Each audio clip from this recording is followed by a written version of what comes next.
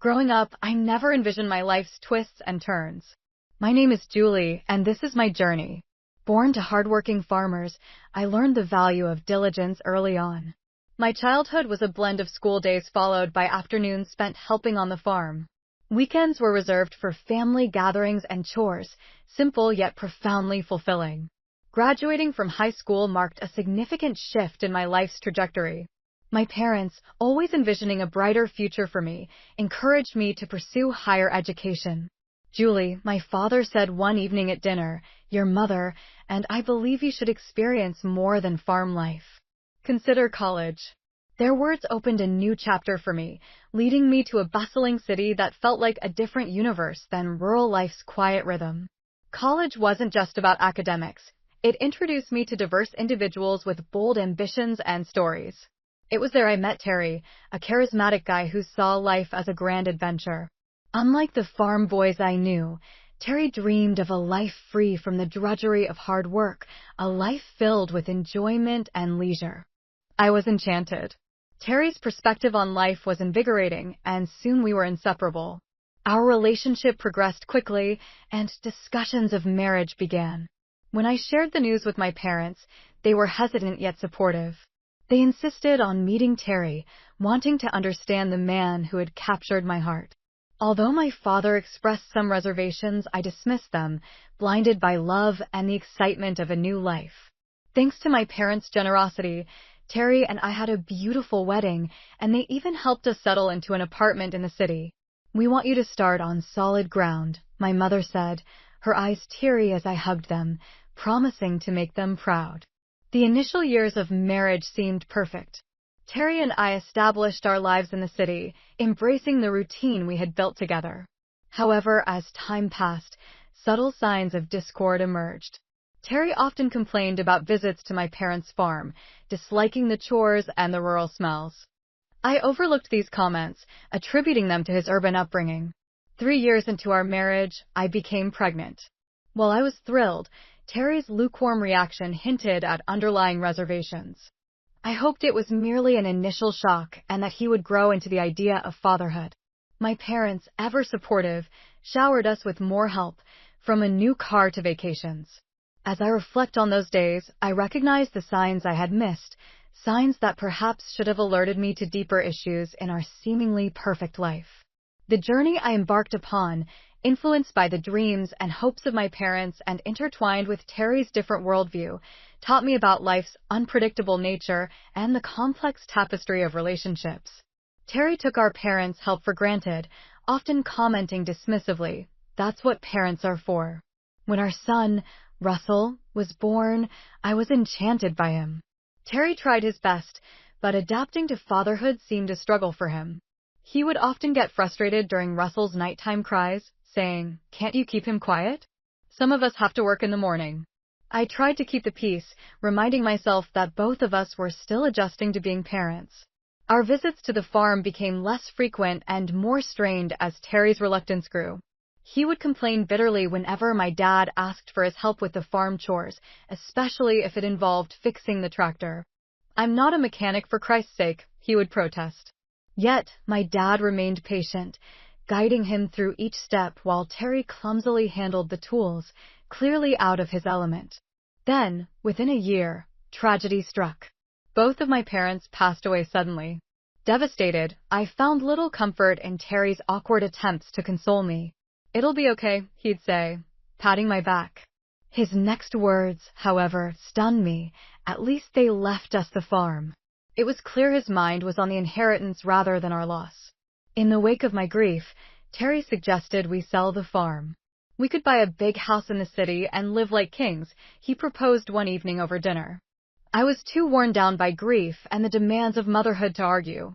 Reluctantly, I agreed, thinking perhaps it was best to support my husband. With a few signatures, my family's legacy was sold off to the highest bidder. The sale proceeds went into our joint account, and Terry was ecstatic. "We're set for life, Julie," he exclaimed, thrilled at the prospect of no longer needing to work hard. We reduced our work hours, and initially, it felt like we were living a dream. However, as time passed, I noticed Terry's diminishing motivation. He began quitting jobs frequently, always blaming his bosses or the job demands.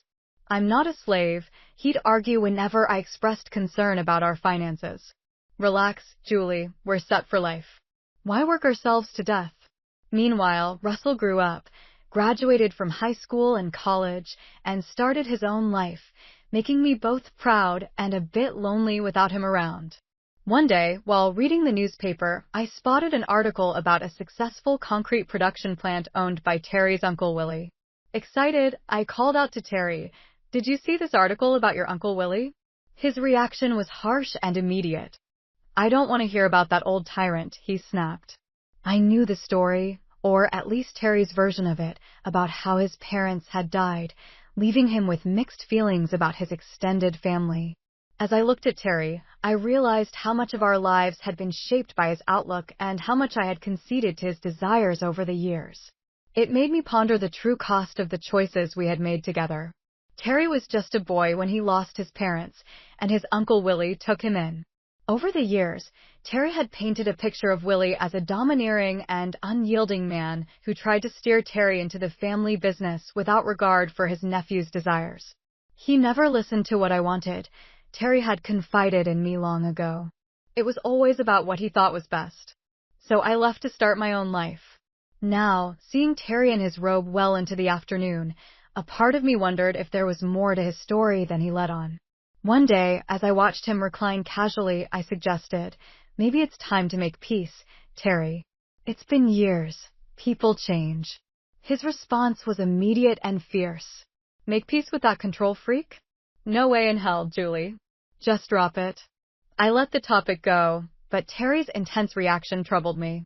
It revealed a deep well of anger and resentment, and it made me question what other burdens he might be carrying and what other parts of his story were yet unseen. One quiet Sunday, I overheard Terry on the phone. "I am not interested in his life, and it does not concern me," he snapped before hanging up. Curious, I asked, "Who is that, honey?" His expression blank, he replied, "Hospital. My uncle's sick. If he kicks the bucket, at least I'll finally get something out of him." I was shocked by his callousness. "Terry, that's a terrible thing to say." "He raised you." "Yeah, and made my life hell," he retorted, settling back with the TV remote. Watching him, something inside me snapped. This wasn't the man I married. This wasn't the person I thought I knew. Without saying a word, I went to our room and called our son, Russell. "Hey, sweetie," I greeted him. "How would you feel about meeting your great-uncle?" Russell was taken aback but agreed. An hour later, we were at the hospital, my heart pounding as we entered the intensive care unit. The room was filled with the quiet beeps of machines and soft voices. There, looking small and frail in his hospital bed, surrounded by monitors, was Uncle Willie. He was nothing like the tyrannical figure Terry had described. When we introduced ourselves, his eyes welled up with tears. "Julie, Russell," he said, his voice weak but filled with warmth. "Oh, I've wanted to meet you for so long." During our visit, Willie shared his version of the past. He spoke of how he had taken in Terry after his parents' death and raised him as his own. "I love that boy," Willie said, his voice cracking. "I wanted him to have everything, to continue the family business, to have a good life. But Terry had other plans. He said he didn't want the responsibility," Willie continued. "He didn't want to work hard like I did, staying up nights worrying about the business." My heart sank as I listened. Willie's portrayal was uncomfortably familiar. "Terry demanded I sell the business," Willie added, shaking his head. "He wanted me to set him up with a monthly allowance, an apartment, a car. Said I owed him a carefree life." As I absorbed Willie's words, I realized how much of Terry's character remained hidden from me, shaded by his narratives and resentments. Seeing the shock on Russell's face, I realized he was as stunned as I was by Uncle Willie's revelations. "That's not how life works," Willie continued, his voice filled with disappointment. He explained how he had pleaded with Terry to stay and learn the business, but Terry had refused, arrogantly claiming he would marry rich and never need to work a day in his life. As I sat in the hospital room, listening to Willie's memories from the past decade, they began to resurface, assembling like puzzle pieces into a clearer picture. Terry had always chosen part-time jobs, frequently called in sick, and took excessive days off. I had excused his behavior as stress or him being a free spirit, but the painful truth was now glaringly obvious.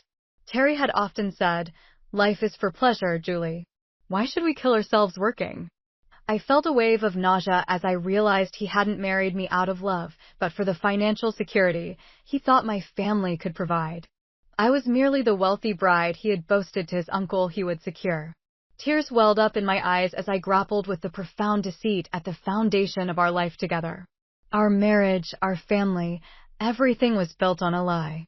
Uncle Willie, sensing my distress, apologized. "I'm so sorry," his voice frail. "I wanted to leave something for you and Russell, but I can't." "It's okay," I reassured him, squeezing his hand gently. Willie grew more agitated as he spoke of his unfinished plans and a project that could have been transformative had he more time. Suddenly, he grimaced in pain, and the machines around him beeped alarmingly. A nurse rushed in, urging us to leave. A few days later, Uncle Willie passed away. When I informed Terry, his reaction chilled me to the core. "Finally," he exclaimed, claiming with a grin, "took the old bastard long enough." I stared at him in disgust. "Terry, he was your uncle. He raised you." Terry dismissed it flippantly. "Yeah, so? When's the funeral? Do we have to go to that?" In the end, Terry didn't attend the funeral. Russell and I organized a small, dignified service, one I hoped would have made Uncle Willie proud. Meanwhile, Terry stayed home, eagerly talking about the inheritance. "The factory's got to be worth at least $20 million, he boasted on the phone. "Can you believe it? I'm rich." Watching him celebrate, I felt nothing but revulsion. Then, things deteriorated further. One evening, Terry coldly remarked, "You know, Julie, you're getting kind of old for me.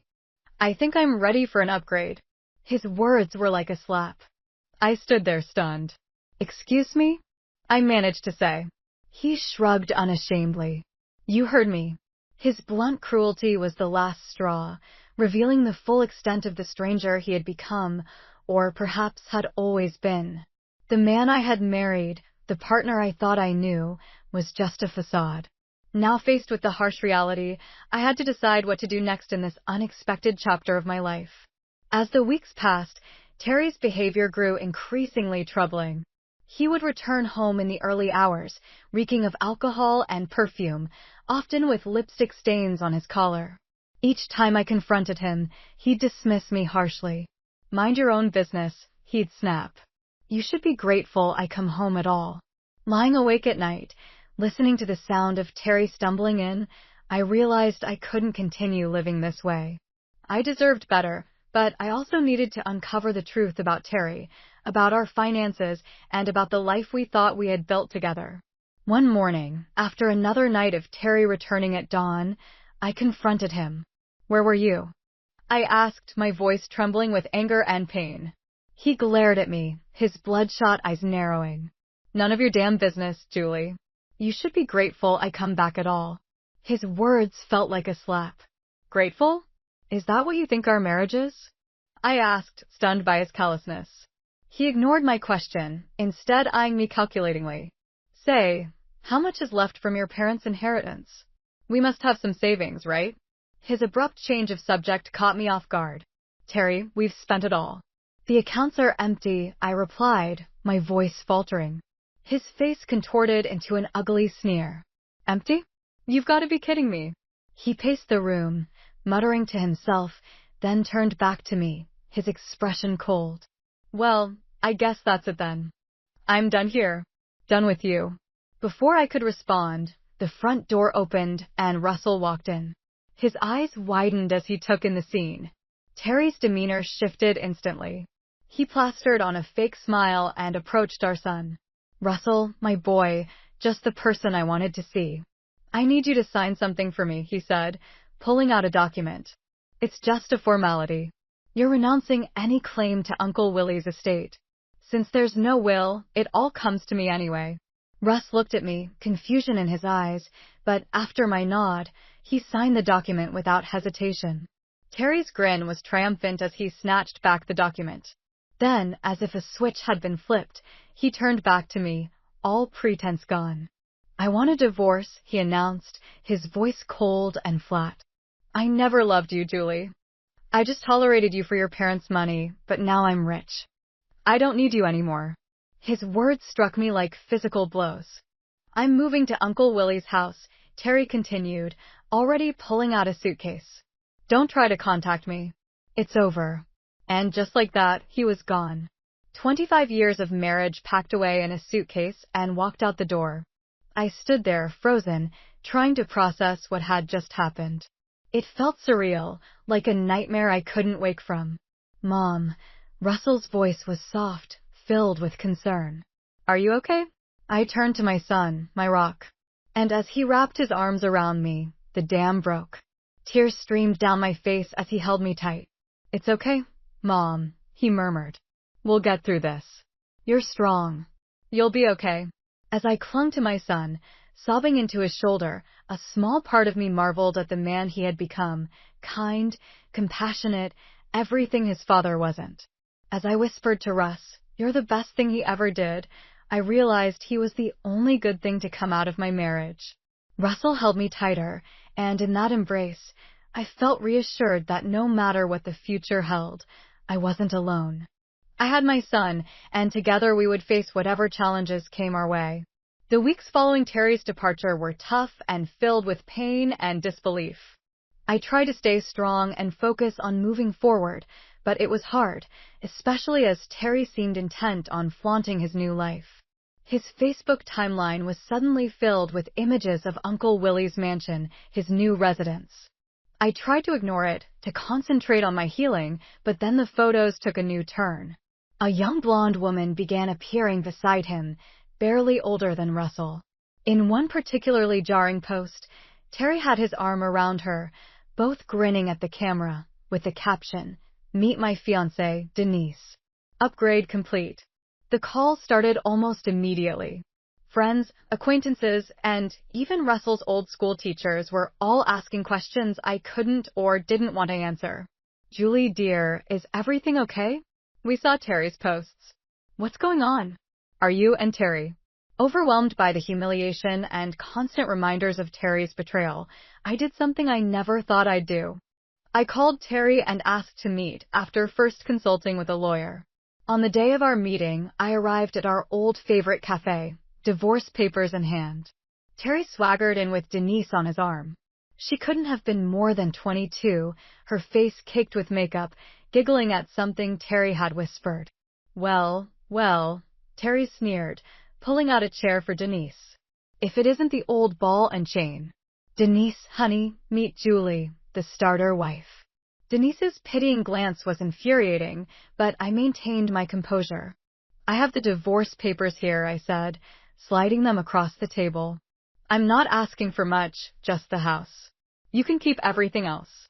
To my surprise, Terry picked up the pen without argument. "Fine, have your little house. I've got bigger and better things now," he declared, hastily scrawling his signature. He then turned to Denise, his voice dripping with saccharine sweetness. "Now I can finally be with someone I truly love, someone worthy of me." I collected the papers, my hands shaking slightly as I walked out of the cafe. I heard Terry's mocking laughter, but I didn't look back. I had what I came for. The next day, I filed the divorce papers, handing them over to the court clerk. I felt a weight lift from my shoulders for the first time in months. I felt like I could breathe again. Life has a way of delivering justice in unexpected forms. For me, it came through a headline splashed across the local newspaper: "Local business tycoon's empire crumbles. Nephew left with massive debt." It turned out Uncle Willie had taken out a huge loan just before his death, hoping to expand the business. He had mentioned a new project during our hospital visit, but Russell and I hadn't grasped the full implications at the time. Now, the reality of it all was starkly clear. I watched from a distance as Terry's new life unraveled. He sold the factory, the mansion, the cars, everything. Yet, he was still left with nearly $1 million in debt. The icing on the cake? His young bride, Denise, packed her bags and left the moment she realized Terry was far from the wealthy man she had thought he was. I'd be lying if I said there wasn't a twinge of satisfaction. Karma, it seemed, had finally caught up with Terry. Then, on a rainy evening, there was a knock at my door. Opening it, I found Terry standing there, a shadow of the smug, wealthy man who had left me months earlier. He was disheveled, his eyes red and desperate. "Julie," he said, his voice cracking. "I've been such a fool. I see that now. Please, can we talk?" Against my better judgment, I let him in. For the next hour, I listened as Terry poured out his regrets. He told me how he had lost everything and realized what truly mattered. "I was wrong, Julie," he confessed, his eyes pleading. "So wrong. But I see now that you were the only one who ever truly cared for me, the only one I've ever really loved." Then, to my utter disbelief, Terry got down on one knee and pulled out a small velvet box. "Julie, please give me another chance. Marry me again. Together, we can overcome anything." For a moment, I was speechless. Then I did something that surprised even myself. I laughed. It started as a small chuckle and grew into full-blown, tears streaming down my face laughter. Terry's face fell. "What's so funny?" he demanded. When I finally caught my breath, I looked him straight in the eye. "Oh, Terry, did you think it would be that easy? That you could treat me like garbage, throw me away, and then come crawling back when things got tough?" His expression darkened. "Now listen here," he snarled, jumping to his feet. "This is my house too. I have rights." I calmly walked to the drawer where I kept our divorce papers, pulling them out and showing him his signature. "No, Terry, you don't. You signed away any claim to this house. It's mine now. Get out, or I'll call the cops." For a moment, I thought he might try to argue further, but the realization that he had no legal standing seemed to sink in. Terry stared at the divorce papers, then at me, and finally, with a scowl, he turned and left, closing the door behind him. As I watched him disappear into the rainy night, I felt a sense of closure. The chapter of my life that included Terry was finally, decisively closed. Now it was time to move forward with my son by my side and a future to rebuild. Something in my expression must have conveyed my resolve clearly because, without another word, Terry turned and stormed out the door, slamming shut behind him. Once he was gone, I immediately called Russell to tell him everything. My son was supportive as always. "You did the right thing, Mom," he assured me. "I'm proud of you." His words bolstered my spirits more than he could know. In the weeks that followed, I faced some significant decisions. The house, filled with a mix of cherished and painful memories, suddenly seemed too large for just me, so I chose to sell it, using the proceeds to purchase a cozy apartment in a lively neighborhood I had always admired. At 55, I found myself embarking on a new chapter in life, one that was truly my own. I began traveling to places Terry and I had once talked about visiting but never did. I took up painting, something I had always wanted to try, joined a local book club, and even started salsa dancing. These new activities brought fresh joy and vibrancy to my days. Now and then, I'd catch a glimpse of Terry around town. Time hadn't been kind to him. He looked older, clearly worn down by his mistakes and the rough turns his life had taken. Observing him, I felt a sense of closure and relief that my own life had taken a different path. Life hadn't unfolded as I'd once imagined, but looking back, I wouldn't have it any other way. Now, for the first time in many years, I felt truly, completely, happily myself. I embraced each new day with enthusiasm, grateful for the freedom to live life on my terms and the peace that came with knowing I had made the right decisions for myself. In the soft glow of the evening, as I sat in my living room, the sudden buzz of the intercom broke the silence. Brushing away tears, I glanced at the screen to see my mother-in-law and Martha waiting outside. A wave of relief washed over me, thinking they were here to lend a hand. With quick steps, I reached the door and swung it open, only to freeze in surprise. "Please, bring everything inside," my mother-in-law instructed, and a group of people, chirpy and full of energy, who appeared to be movers, made their way in, apologizing as they passed by me. Confused and overwhelmed, I blurted out, "What? What's happening?" My voice must have carried because my son, Roger, rushed down from his room, worry etched on his face. "What's wrong, Mom?" he asked, eyeing the movers who were now swiftly occupying our space with boxes and furniture. I don't know," I stammered, turning to look at him, equally puzzled. Suddenly, the harsh reality was voiced. "We're taking over this house. It's time for you to leave," my father-in-law, Terry, commanded with a firmness that brooked no argument, even as the movers continued their task. Roger's face drained of color. "No, you can't do this. Auntie, don't they know?" he pleaded, his voice barely above a whisper. "This house, it's not Dad's anymore. And it's haunted." The room fell silent as Terry paused and the movers halted, all eyes on Roger, who was now shaking. "My name is Christina, and I'm 39, married to Keith, who is 40 and a dedicated businessman. Keith, the epitome of calmness, doesn't indulge in vices. He's all about work and spending cozy movie nights with me. Our son, Roger, once a regular companion on these family evenings, now found himself busy with middle school, leaving Keith and me reminiscing about the past. Keith often spoke fondly of his school days, proud of his decision to attend a local public high school over the prestigious one where his parents taught.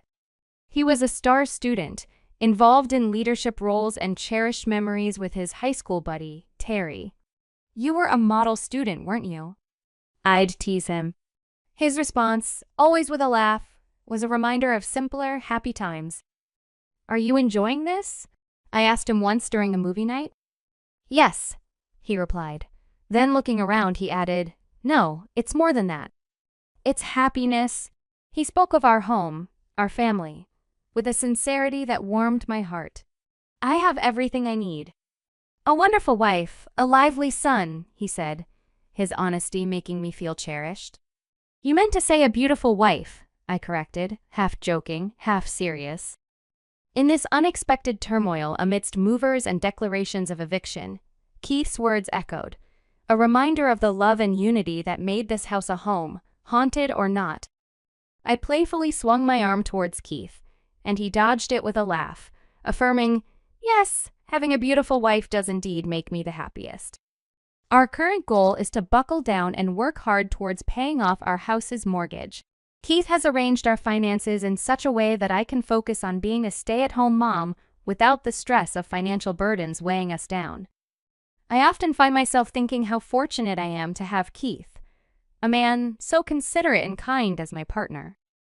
While we were sitting side by side, lost in the storyline of a DVD, these thoughts warmly filled my mind. Keith frequently shares how content he is with our married life. However, I can't shake off the feeling that his happiness was not as profound before we got married, especially during the times he spent at his parents' home. The tension and strained relationships he has with his family, particularly with his parents and his sister Martha, are evident and point towards underlying issues. The genesis of these issues, from what I've gathered, seems to revolve around Keith's decision to not attend the high school his parents had chosen for him. In contrast, Martha, who is 3 years his senior, complied with all their parents' wishes. She attended the high school they chose for her, maintained the high grades they expected, and even secured a job at a company they approved of. According to Keith, Martha's compliance has made her overly reliant on their parents, leaving her with a diminished capacity to make independent decisions or adapt to unforeseen circumstances. This dependency manifested clearly when Martha ventured into the workforce. Accustomed to operating under explicit instructions, she found herself paralyzed in a work environment that demanded initiative and independence. Her discomfort and inability to adapt led her to resign in less than a year. Subsequently, her parents hurriedly arranged a marriage for her, choosing a husband on her behalf. Despite having a capable son in Keith, they went as far as to adopt my brother-in-law, making him part of their household, a move that puzzled me greatly. I often ponder over the need for Keith's parents to adopt another son when they already had Keith, who was perfectly capable and deserving of their love and attention. Keith's father is an ordinary businessman, yet there seemed an undue emphasis on projecting a certain image, particularly through the education of their children. They stretched their finances to send Keith and Martha to private high schools, a decision Keith attributes to his parents' desire to maintain a facade of affluence and prestige. Keith recounted stories of a wealthy family living near his parents, with a daughter the same age as Martha. The girls spent their childhood playing together, but as they entered elementary school, their paths began to diverge.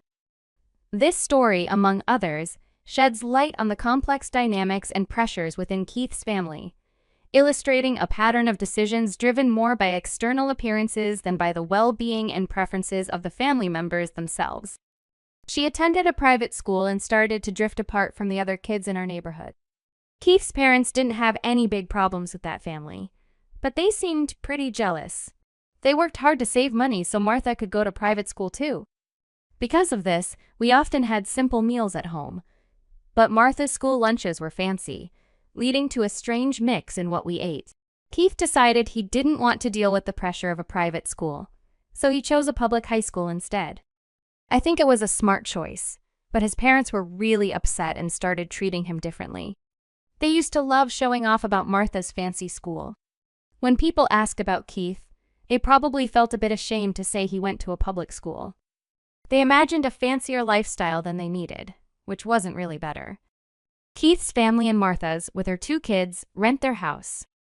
Renting isn't bad, but I wonder if they could have spent their money better instead of just trying to look good. They borrowed money for Martha's education and are still paying it back. I've never really gotten how they think about money. This also shows up in how they give Christmas gifts.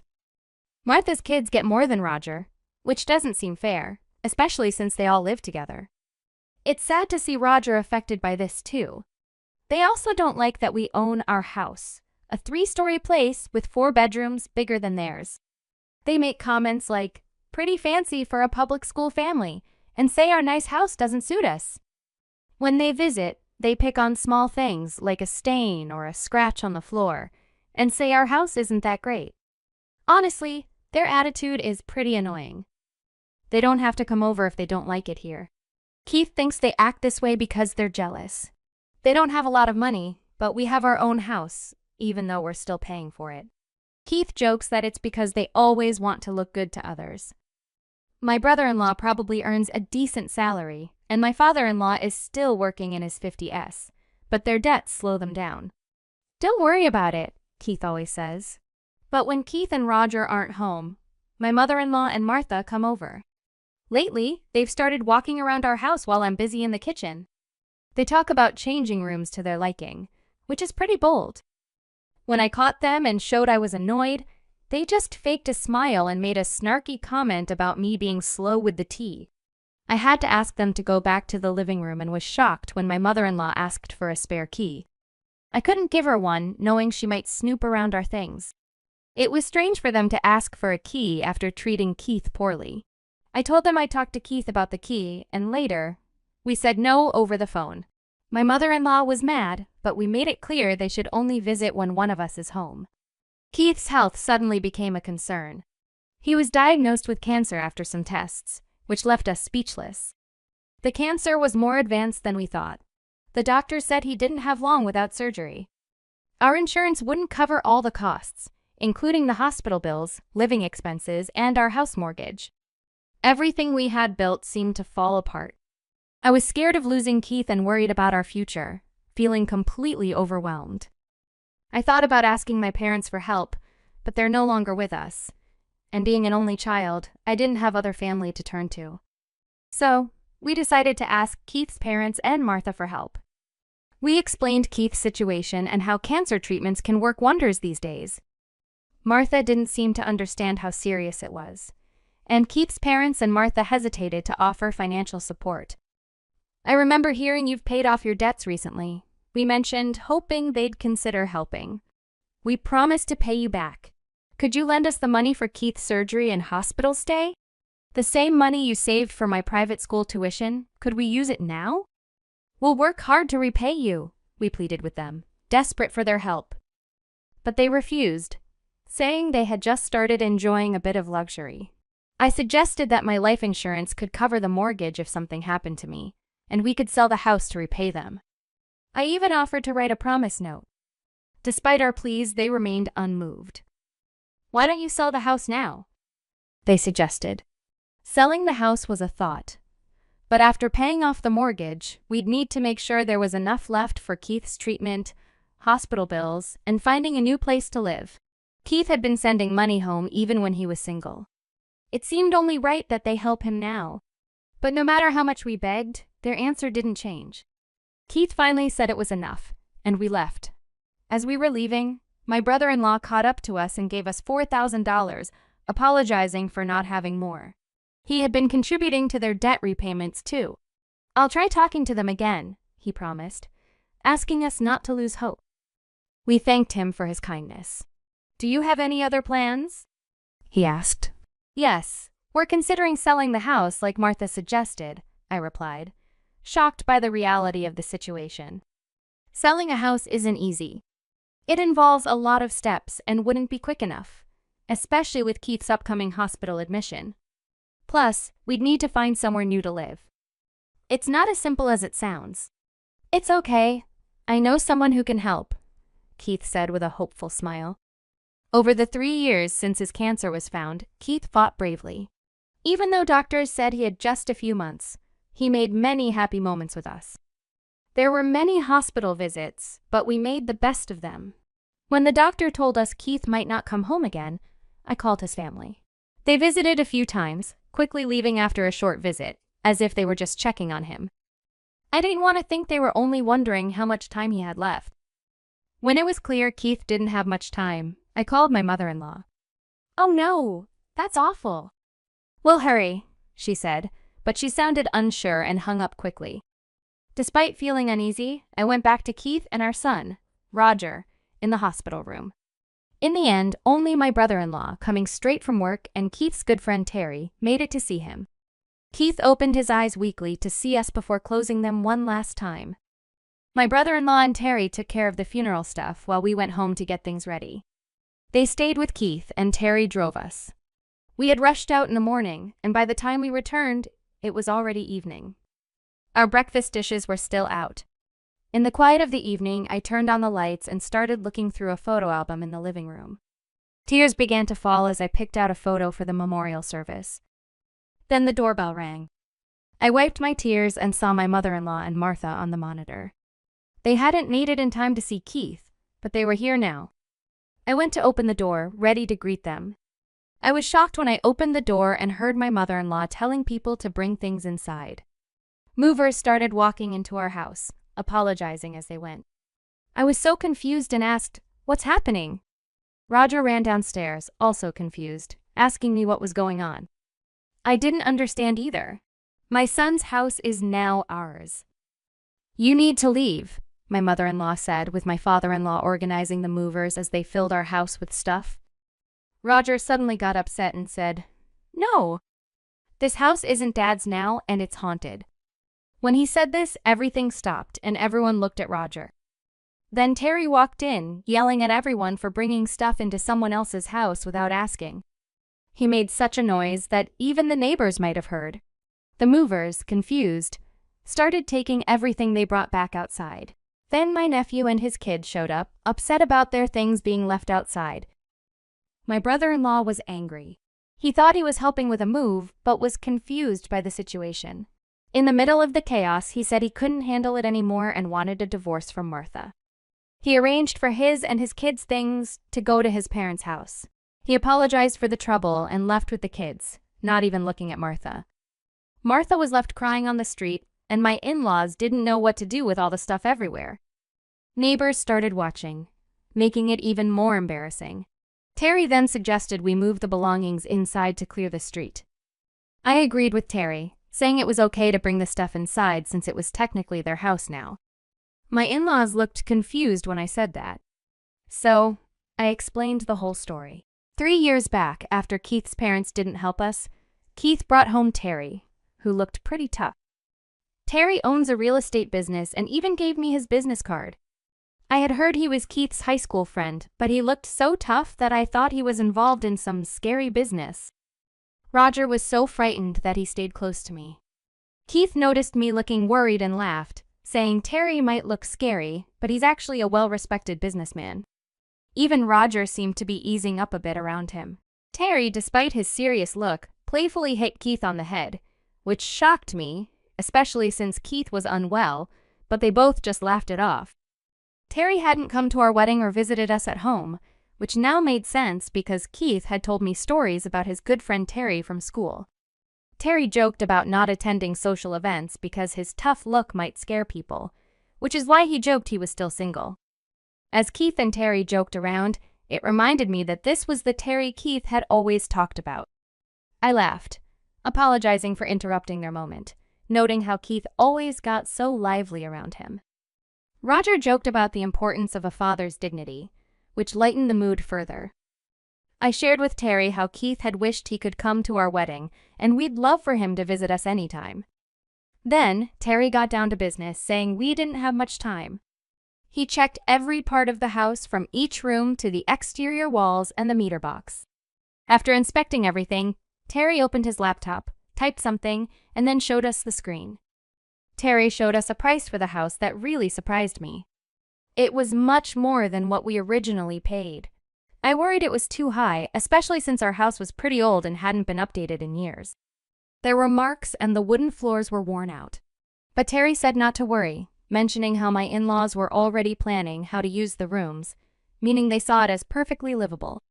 Keith reassured me to trust Terry, so I agreed to sell at that price. Terry quickly got some papers out. Then he mentioned we'd need a new place to live. Among the papers, he also had rental agreements. His plan was to buy our house and then rent it back to us. This solved our problems all at once.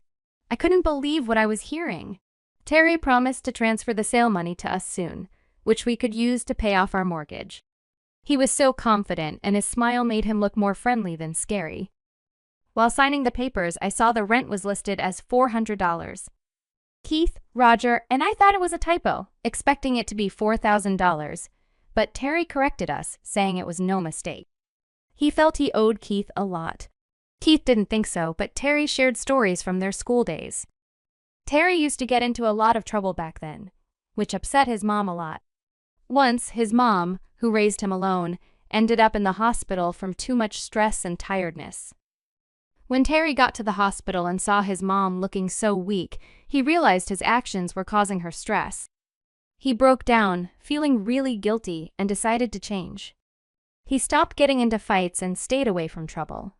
But then someone found a cigarette butt on the school's roof that had started a small fire. Everyone thought Terry did it because of his reputation, even though he didn't. The school wanted to kick him out, and Terry was scared of upsetting his mom again. Keith was the only person who believed Terry didn't do it. Keith was actually the student council president, and they hadn't really talked much before this happened. Keith stood up for Terry, went to the principal to defend him, and even found the person who actually caused the fire. Terry was grateful because Keith's help meant he could finish high school, take care of his mom, and later start his own business. That's why Terry felt he owed Keith a lot. After sharing this story, we all felt thankful for Terry's offer about the rent.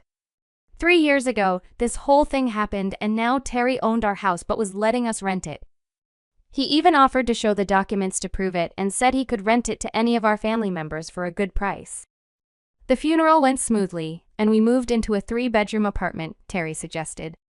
He mentioned we'd probably move back into our house soon.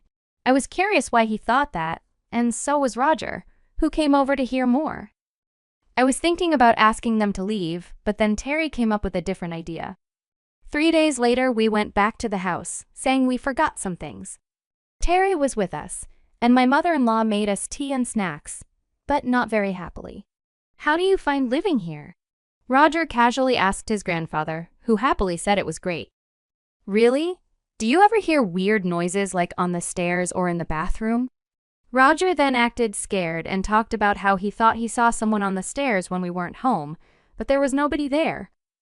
My mother-in-law said that was silly, but at that moment, Roger and Terry acted as if they heard something upstairs.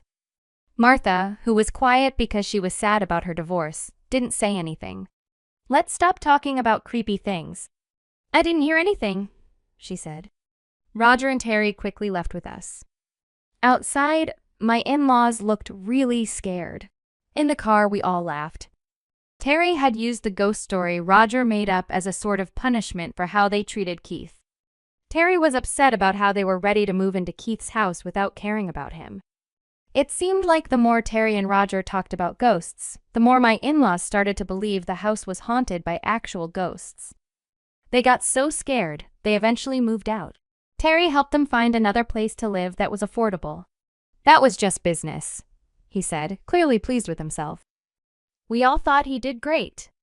Martha, who had to start working again after her divorce, was now facing real-life challenges on her own. It was a big change for everyone now that they had to look after themselves. In the end, we went back to living in the house that Keith and I originally bought. We can't own it again, but we're staying there, paying just $400 each month. The brother-in-law and his 2 kids are visiting more now. Martha seems to want to reunite with him, but he's not interested at the moment. Terry visits us once a month, pretending it's to collect the rent, but really, it's on the day Keith passed away. After we honor Keith's memory, we all have dinner together. Terry even takes the time to listen to Roger, who's in high school now, talk about what's on his mind. Roger and I find a special happiness in the stories Terry shares about Keith's school days during these dinners. Many of these stories are new to us and show sides of Keith we hadn't seen before. I like to think Keith enjoys these moments with us, joking around like he used to.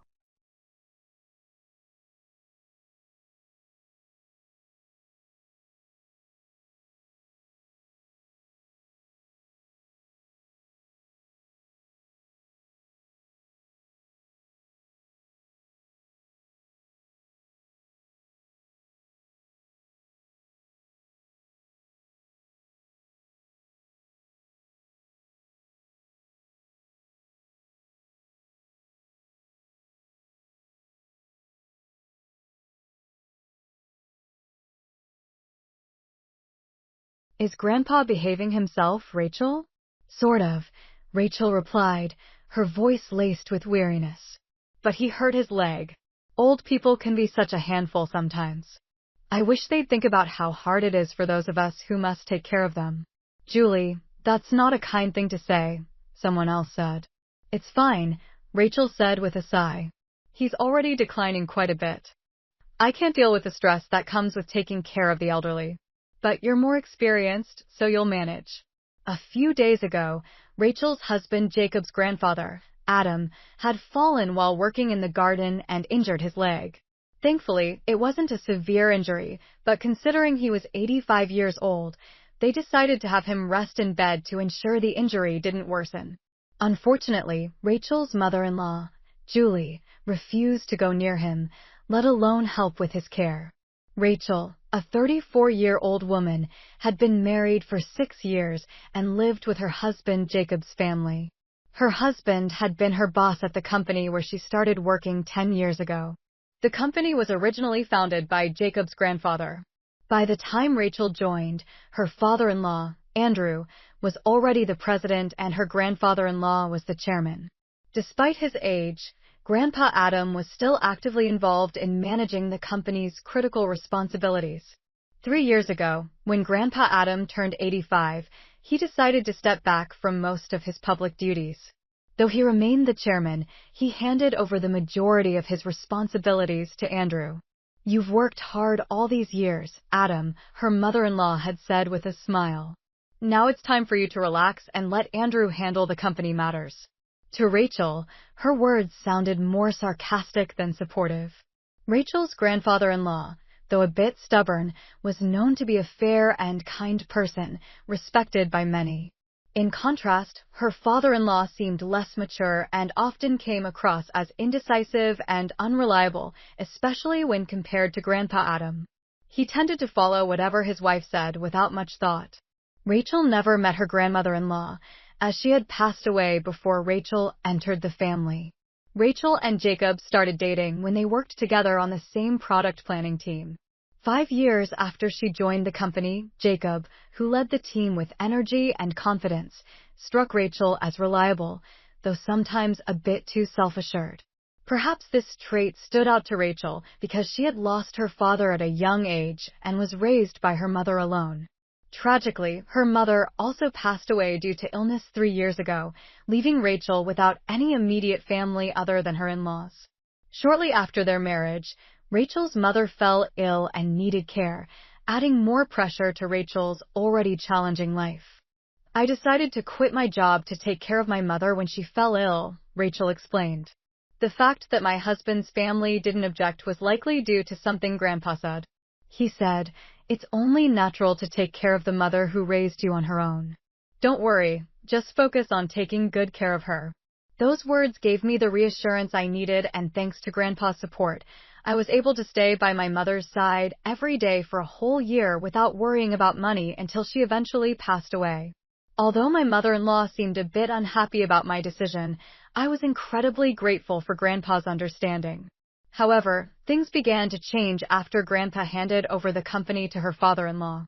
Rachel started to notice that everyone's attitudes towards Grandpa gradually shifted. They didn't seem to listen to his opinions as much, and it felt like they were treating him with less care and respect. At first, she thought maybe she was just imagining it, but the more she observed her mother-in-law and husband, the more convinced she became that they were being dismissive toward him. Her father-in-law, Andrew, didn't seem to take a strong stance either way. He acted indifferent, almost as if he was ignoring Grandpa now that he was practically retired. It felt like they were treating Grandpa as if he was no longer needed, and that made Rachel upset. One day, she couldn't hold it in any longer. "Don't you think your attitude towards Grandpa is a bit cold?" she asked Julie. "And you too, Jacob," she added, turning to her husband. "So what if it is?" Julie replied dismissively. "Grandpa tries to talk to you, and you barely respond. You don't even try to help him," Rachel said, trying to make them see how they were acting. "I don't have time to deal with old people," Julie snapped back. "You can take care of Grandpa if you want to. You're the one with free time." "You don't have to talk like that," Rachel said, feeling frustrated. "Quiet," Jacob added, clearly not interested in discussing it further. "I'm tired from work. Don't bother me with unnecessary things." No matter what Rachel said, they wouldn't listen to her. Grandpa, on the other hand, never complained or said anything about how he was being treated. He just quietly accepted it. Now, Rachel was the only one in the house who talked to him. One day, Rachel approached Grandpa. "The weather is nice today, Grandpa. Shall we go for a little walk outside? Your leg seems to be healing well, and I think it would be good for your rehabilitation." "Thank you," he replied with a gentle smile. "Let's go out for a bit." They went to a nearby park where several families were enjoying the day. Children were running around and playing. Grandpa watched the scene with a look of joy on his face. "Andrew and Jacob used to enjoy times like that too," he said, his voice tinged with nostalgia. "I was so busy with work that I couldn't take care of the children much. Maybe that's why I didn't raise Andrew and Jacob properly," he added, almost as if he was talking to himself, his expression a bit sad. Hearing him say that made Rachel think about how everyone could be kinder to Grandpa. But no matter how hard she tried, she couldn't come up with a good idea. Then, out of the blue, her in-laws suggested building a new house for Grandpa. "This house is over 53 years old, right?" they said, as if the age of the house was the problem. "The current layout of the house is inconvenient, and it's hard to use. Rather than pouring money into repairs, it would be better to build a new house in a more convenient location." A new house could be designed with Adam's needs in mind, especially since he's getting older. "We were lucky that his last injury wasn't more serious, but we can't predict what might happen in the future. It makes sense to build a house that's barrier-free, so we won't have any issues if he ever needs special care." "I see," someone suggested. "We could even place Adam's room in the center of the house, so it's easy for everyone to take care of him." "Yeah, that's not a bad idea," another agreed. "So it's settled then," they concluded. Adam, as usual, offered to cover the cost. "If it's a house for all of us, I'll handle the expenses. Just talk to Mr. James about the money," he said in his typical fashion. "Thank you," her mother-in-law said with a smile. She seemed pleased, but to Rachel, it looked like they only flattered him when they wanted something, especially money. Despite her reservations, Rachel thought that if moving to a new house meant everyone would take better care of her grandfather-in-law, it would be a positive change. Mr. James, who was the company's in-house counsel and also managed her grandfather-in-law's assets, would handle the financial matters. Grandpa trusted him completely, as Mr. James had been with the family for nearly 34 years. He was 61 now, and from what Rachel had seen, he was an honest and caring person. Sometimes it felt like he was more of a son to Grandpa than his actual sons were. Knowing that Grandpa had someone like Mr. James looking out for him gave Rachel some peace of mind. Rachel wasn't kept in the loop about the details of the new house, but her mother-in-law seemed very excited. She, her father-in-law, and her husband spent a lot of time looking at interior design magazines and discussing various ideas. So it seemed like everything was going smoothly. Then something unexpected happened. They found out that her grandfather-in-law had a debt of $3,500,000. Wait, what's this about $3,500,000? Rachel exclaimed, taken aback by the amount. It turned out that her grandfather-in-law had co-signed a loan for a friend's company, but that company was now in trouble, and the debt had fallen on Grandpa's shoulders. Wait, they're not going to take the house that's under construction, are they? Rachel asked worriedly.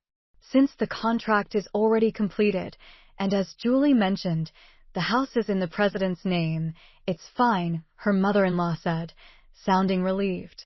Oh, thank goodness.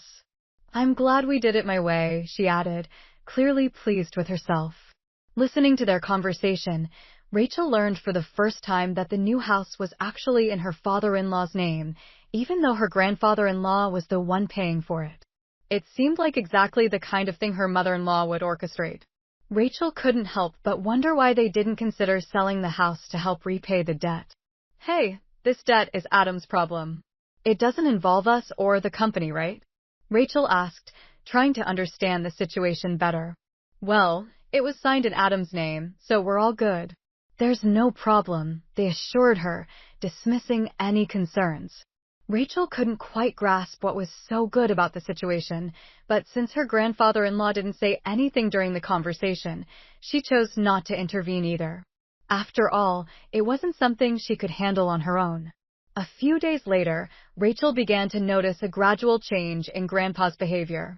One day, she asked him, "Grandpa, what would you like to eat for lunch?"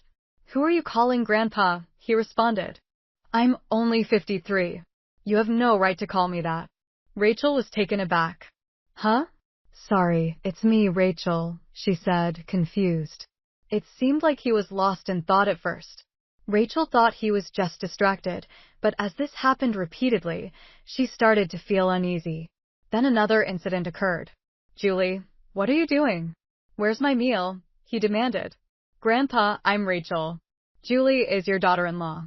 "You already ate your meal earlier," she reminded him gently. "I didn't eat. Are you trying to starve me?" he snapped back. Rachel began to wonder if his condition was triggered by the stress of the $3,500,000 debt. It might have been a double shock for him, especially seeing that none of his family members were stepping up to help. Rachel tried to convince Grandpa to go to the hospital, but he adamantly refused. It seemed like he didn't want to admit the possibility of having dementia. Rachel didn't want to force him, but she felt completely helpless on her own. She turned to her husband for support, but he brushed it off, saying it had nothing to do with him. Her mother-in-law wasn't any help either, so Rachel approached her father-in-law as a last resort. "I've heard from Julie and Jacob that they think it might be dementia. Can you come with us to the hospital?" she asked him. "It's not that bad yet, right?" he replied, clearly concerned about appearing. "If we go to the hospital, people will find out my father has dementia. There are good medications now that can slow the progression," Rachel suggested, hoping to change his mind. "Well, there's no need to rush. Let's watch him a little longer. Rachel is here, so they'll be fine, right?" he said dismissively. Rachel couldn't help but feel frustrated by their lack of concern. She felt like she couldn't rely on them at all. "Grandpa, let's go to the hospital and get you properly examined," she urged him again. "Who are you? Where are you planning to take me?" "You're up to no good," he retorted, clearly suspicious of her. Tears welled up in Rachel's eyes as she saw how stubborn and unrecognizable her once kind grandfather-in-law had become. But instead of offering any support, her mother-in-law just laughed, seemingly amused by the situation. Even if he was the chairman, it's over for him now, she remarked casually. But now everything, even the company, is all Andrew's. Julie, Grandpa isn't completely unaware. He's still listening to everything, Rachel pointed out, trying to make her see how heartless she was being. He'll forget everything soon. He'll start wandering and drooling. Just thinking about it gives me chills. He's nothing but a nuisance now, Julie replied coldly as if he no longer mattered. The more Rachel listened to them, the more she realized how alone Grandpa and she were in this situation. She couldn't stay quiet any longer. How can you say that? Grandpa has worked hard for this family all his life, Rachel protested. Her mother-in-law's words made her both angry and sad. But then, to her surprise, Grandpa just smiled, as if he didn't understand the hurtful things she was saying. See, this old man doesn't understand anything, Julie added with a laugh. Rachel was furious at her mother-in-law's callousness, but she held on to a faint hope that things might change once they moved into the new house. After all, it was a house Grandpa built for the family. Maybe then, they would show some gratitude and be kinder to him. Rachel couldn't completely let go of that hope. 3 months later, the new house was finally ready. For days leading up to the move, Rachel found herself packing up her in-laws' and husband's belongings, while her own and her father-in-law's things were mostly untouched. Whenever she tried to organize her stuff, they kept assigning her more tasks, leaving her no time to prepare. But Rachel told herself it would be okay. She could move the smaller items later since the old house wasn't going anywhere. On a moving day, after most of the belongings were transferred, Rachel went to call her father-in-law, but her husband stopped her. "You and Grandpa can stay here," he announced. "What?" Rachel asked, shocked by his words. "You can stay in this house. We don't need any extra baggage in the new house. In other words, you and Grandpa will live here from now on," he said, his tone cold. "Oh, and I'll give you Grandpa's debt too. At least you can be a housekeeper," he added with a smirk. Then, without another word, he turned and called out to the others. "Hey, let's go." "Yeah, I'm coming," her mother-in-law replied. "Good luck with all the debt repayment and taking care of Grandpa," she added cheerfully as they all left. Rachel stood there stunned for a while. She couldn't comprehend what had just happened. Were they abandoned? Not just her, but her grandfather-in-law too? It took some time for the reality to sink in because Rachel couldn't believe someone could be so heartless. How was she going to explain this to Grandpa? Slowly, Rachel made her way to the back room. She didn't mind caring for Grandpa, that had always been her intention. But this situation was different from anything she had imagined. As she approached, she noticed Grandpa sitting with his back to her. Sensing her presence, he turned around before Rachel could speak. "Have they gone already?" he asked, his expression completely different from what it had been just a few months ago. To be honest, he seemed like a different person. For a moment, Rachel wondered if a new symptom had emerged, but then, to her surprise, Grandpa smiled, and what he said next caught her completely off guard. As they were talking, Mr. James, the company's in-house counsel, walked in. "Chairman, have you finished getting rid of the unnecessary stuff?" he asked. "Yes, it's all done," Grandpa replied calmly. "Shall we go?" "Where are we going?" Rachel stammered, still trying to process everything. "Of course, to the new house," Grandpa said, and with that, they left the house together. Rachel was still living in the old house, guided by her grandfather-in-law, not fully understanding what was happening. Over the next month, her mother-in-law and husband bombarded her with countless phone calls. Her grandfather-in-law had decided he wouldn't entertain their calls anymore, but Rachel felt she had to answer her husband's call, especially since they were on the brink of a divorce. "Hey, Rachel, is Grandpa with you? When I went to the old house, it was up for sale. It's not worth $3,500,000, so you can't repay the debt." "Is that why you did this?" her husband accused, his tone sharp. "What do you mean?"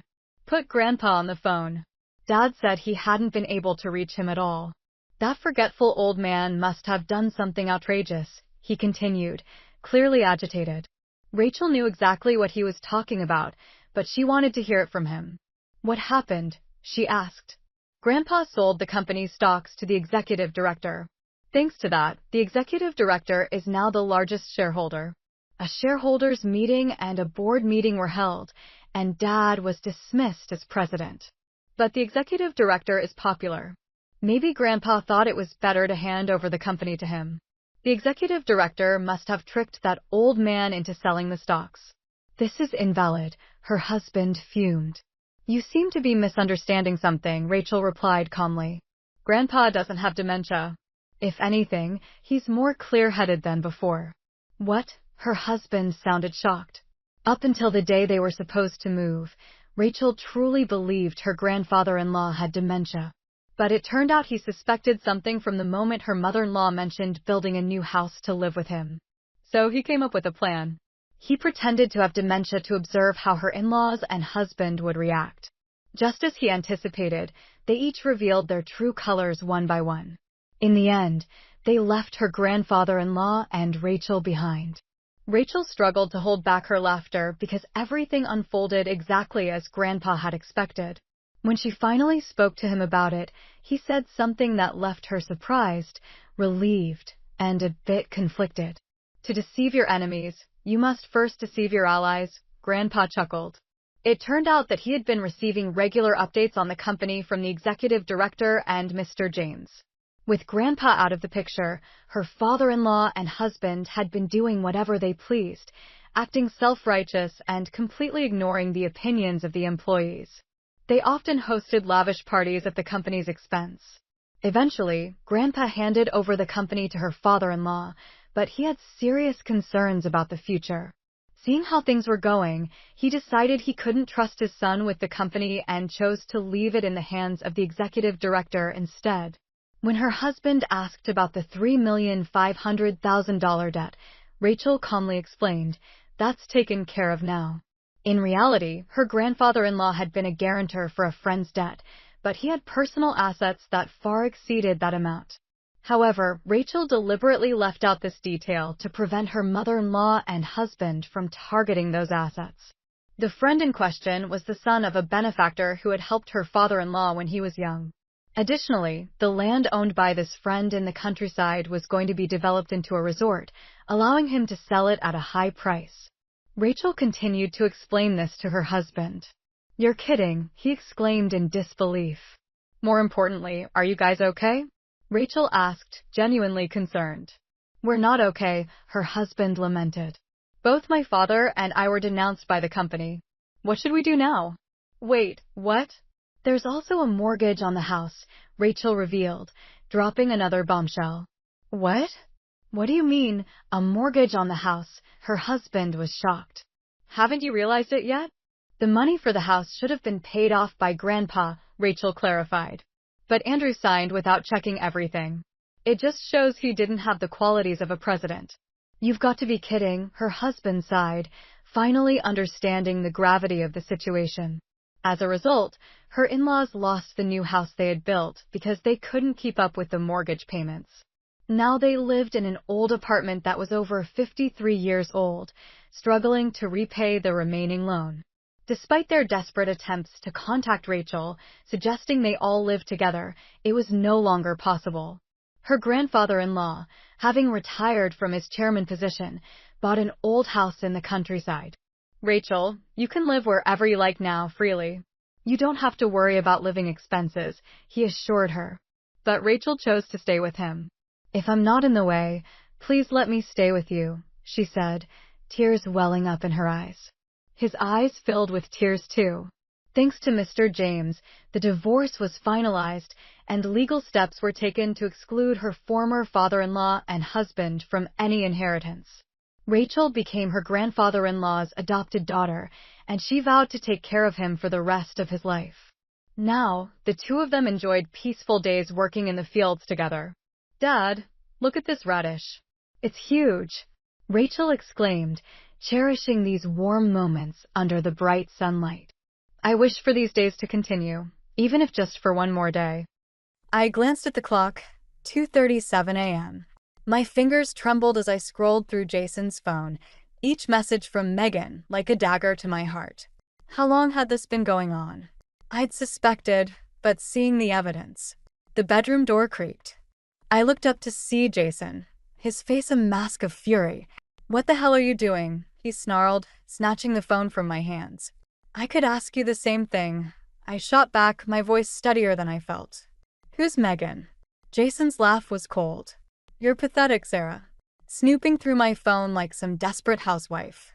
"Answer the question, Jason." He shrugged, a cruel smile playing on his lips. "What does it matter? You've been a disappointment for years. No kids, no career. What exactly do you bring to this marriage?" The words stung, but I refused to let him see me cry. "I've given you everything, Jason. My love, my support dash. And look where that's gotten us," he interrupted, reaching into his nightstand. He pulled out a manila envelope and tossed it onto the bed. "If you think you can do better, leave." My hands shook as I opened the envelope. Divorce papers. I looked up at him, searching for any hint of the man I'd married 15 years ago. There was nothing but contempt in his eyes. "Without me, you'll be all alone by yourself," Jason sneered. Something snapped inside me. Years of doubts, of swallowing my pride, of making excuses for his behavior. It all came rushing to the surface. Yeah, I'll be alone by myself," I retorted, grabbing a pen from the nightstand. "Is that all you want to say?" Jason's eyes widened as I began filling out the divorce papers right there in front of him. My hand was steady now, my resolve growing with each line I completed. "You're bluffing," he said, but I heard the uncertainty in his voice. I looked up at him, feeling a strange mix of sorrow and liberation. "No, Jason. I'm done." The hospital corridor smelled of disinfectant and despair. I hesitated outside Helen's room, my hand on the doorknob. How could I face her after what had happened with Jason? Taking a deep breath, I pushed the door open. Helen's face lit up when she saw me. "Sarah, dear. What a lovely surprise." I forced a smile, moving to her bedside. Her leg was propped up, encased in a bulky cast. "How are you feeling, Helen?" "Oh, bit sore but I'll mend." She patted my hand. "Now, tell me what's new with you and Jason. Any grandchildren on the horizon yet?" The question hit me like a punch to the gut. I struggled to maintain my composure, avoiding her eyes. We. Helen's brow furrowed. "Sarah, what's wrong?" I couldn't bring myself to tell her about the divorce papers, about Jason's betrayal. Not when she was lying here, injured and vulnerable. "Nothing," I lied. "Just worried about you." She squeezed my hand. "Nonsense. I'm tough as old boots. Now, what's really bothering you?" I met her gaze, seeing the concern in her eyes. Suddenly, I felt overwhelmed by everything. Jason's infidelity, the impending divorce, and now Helen's accident. Tears welled up, and before I could stop them, they were streaming down my face. "Oh, sweetheart," Helen murmured, pulling me into an awkward hug. "Tell me everything." Between sobs, I poured out the whole story, the text messages, the confrontation, the divorce papers. Helen listened silently, her face growing more troubled with each revelation. When I finished, she sighed heavily. "I'm so sorry, Sarah. I had no idea Jason was. I should have seen the signs." "It's not your fault," I assured her, wiping my eyes. "No, but I raised him. I thought I'd taught him better." She shook her head. "What will you do now?" The question hung in the air, heavy with implications. I realized I hadn't thought beyond signing those papers. "I don't know," I admitted. "I just know I can't stay with him anymore." Helen nodded, her expression resolute. "You'll stay with me," she declared. "Once I'm out of this blasted hospital, of course." "Helen, I couldn't possibly dash." "Nonsense," she interrupted. "Your family, Sarah. We'll face this together." As I left the hospital that evening, I felt a glimmer of hope for the first time in years. I had no idea what the future held, but knowing I had Helen's support made it seem a little less daunting. Little did I know, the real storm was yet to come. I paced the living room, my eyes darting to the clock every few minutes. Jason was late again. The house felt suffocating, filled with memories of happier times that now seemed like cruel jokes. As I waited, my mind raced with questions about Helen, the divorce, and what my future held. The front door slammed, jolting me from my thoughts. Jason stumbled in, reeking of alcohol and cheap perfume. "Where have you been?" I demanded, my voice trembling with anger and hurt. He sneered, tossing his keys on the table. "Out. What are you, my mother?" The mention of his mother ignited a new fury in me. "Speaking of which, why haven't you visited Helen in the hospital?" "She broke her leg, Jason. She needs us." "She's alive, isn't she?" he scoffed. "Then it's not a big deal." I stared at him, incredulous. "Not a big deal? She's your mother." "Look," he snarled, stepping closer, "I don't need you nagging me about my mother on top of everything else. If you're so concerned, you take care of her." Something inside me snapped. "You know what? I will. At least she appreciates me." Jason's eyes narrowed. "What's that supposed to mean?" "It means I'm done, Jason. I'm moving out to take care of Helen during her recovery." He laughed, a harsh, mocking sound. "You wouldn't dare. You've got nowhere else to go." I met his gaze, standing my ground. "Watch me." Without waiting for a response, I stormed upstairs and began throwing clothes into a suitcase. My hands shook, but my resolve was firm. As I packed, I could hear Jason shouting from downstairs, threats and insults blending into a cacophony of anger. When I came back down, suitcase in hand, Jason blocked the door. "If you walk out that door, don't bother coming back," he hissed. I looked at him, this man I had once loved, and felt nothing but pity. "Goodbye, Jason." As I drove to Helen's house, tears streamed down my face. But for the first time in years, they weren't tears of sadness or fear. They were tears of relief, of freedom. I pulled into Helen's driveway, took a deep breath, and knocked on the door. As it swung open, I saw the surprise and concern on Helen's face. "Sarah, what's wrong? What are you doing here so late?" I managed a weak smile. "I hope that offer to stay with you is still open. I think I'm going to need it." Helen's arms were around me in an instant, and in that moment, I knew I had made the right choice. The road ahead would be difficult, but I wasn't alone anymore. The days at Helen's house fell into a comfortable rhythm. I'd help her with physical therapy in the mornings, make lunch, and spend afternoons chatting or watching her favorite game shows. It was a stark contrast to the tension-filled silences that had dominated my life with Jason. One evening, as I was preparing dinner, Helen called me into the living room. Her face was serious, and my heart skipped a beat. "Sarah, dear, we need to talk," she said, patting the seat next to her. I sat down, anxiety building in my chest. "Is everything okay, Helen?" She took a deep breath. "I've been thinking a lot about what you told me, about Jason and the divorce." She paused, her eyes filled with a mix of sadness and determination. "I've made a decision. I'm changing my will." My mouth fell open. "Helen, no. You don't have to dash." She held up a hand, silencing me. "I do, Sarah. Jason, he's not the man I thought he was. The way he's treated you, his own wife, and he hasn't even bothered to visit me once since I've been home." Tears welled up in my eyes. "But he's your son. And you're the daughter I never had," Helen said firmly. "I'm disqualifying Jason from my inheritance. I want you to have it." I stared at her, stunned. "Helen, I can't accept that. It's too much." She squeezed my hand. "You can and you will.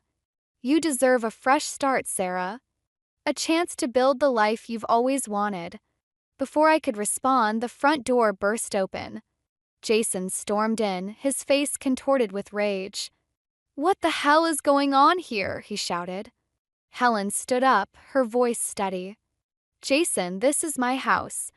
You can't just barge in." "Shut up, Mom," he snarled, turning to me.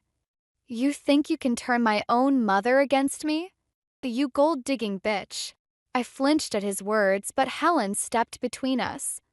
"That's enough, Jason. I won't have you speaking to Sarah like that in my home." Jason's eyes darted between us, realization dawning on his face. "You're changing your will, aren't you? Cutting me out for her?" The room fell silent. I looked at Helen, saw the resolve in her eyes, and made a decision. I wouldn't let her face this alone.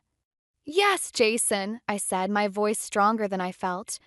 "Helen's changing her will. And there's nothing you can do about it. Jason's face turned an alarming shade of red.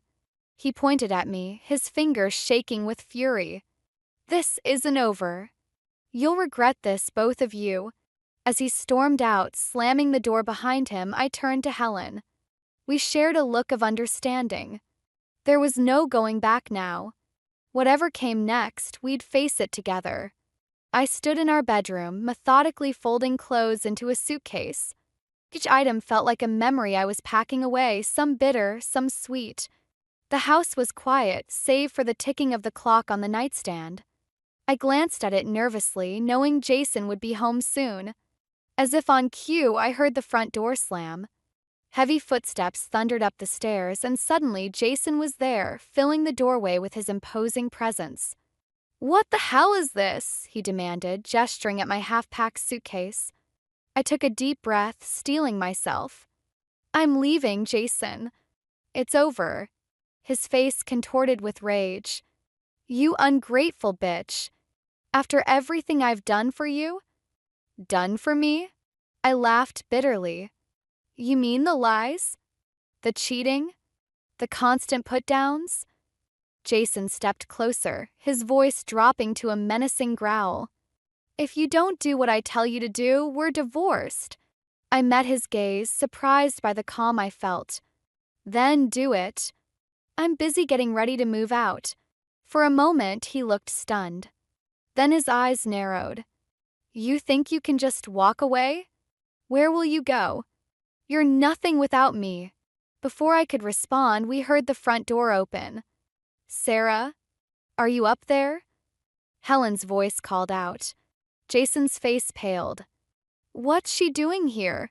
I pushed past him, hurrying down the stairs. Helen stood in the entryway, her face set with determination.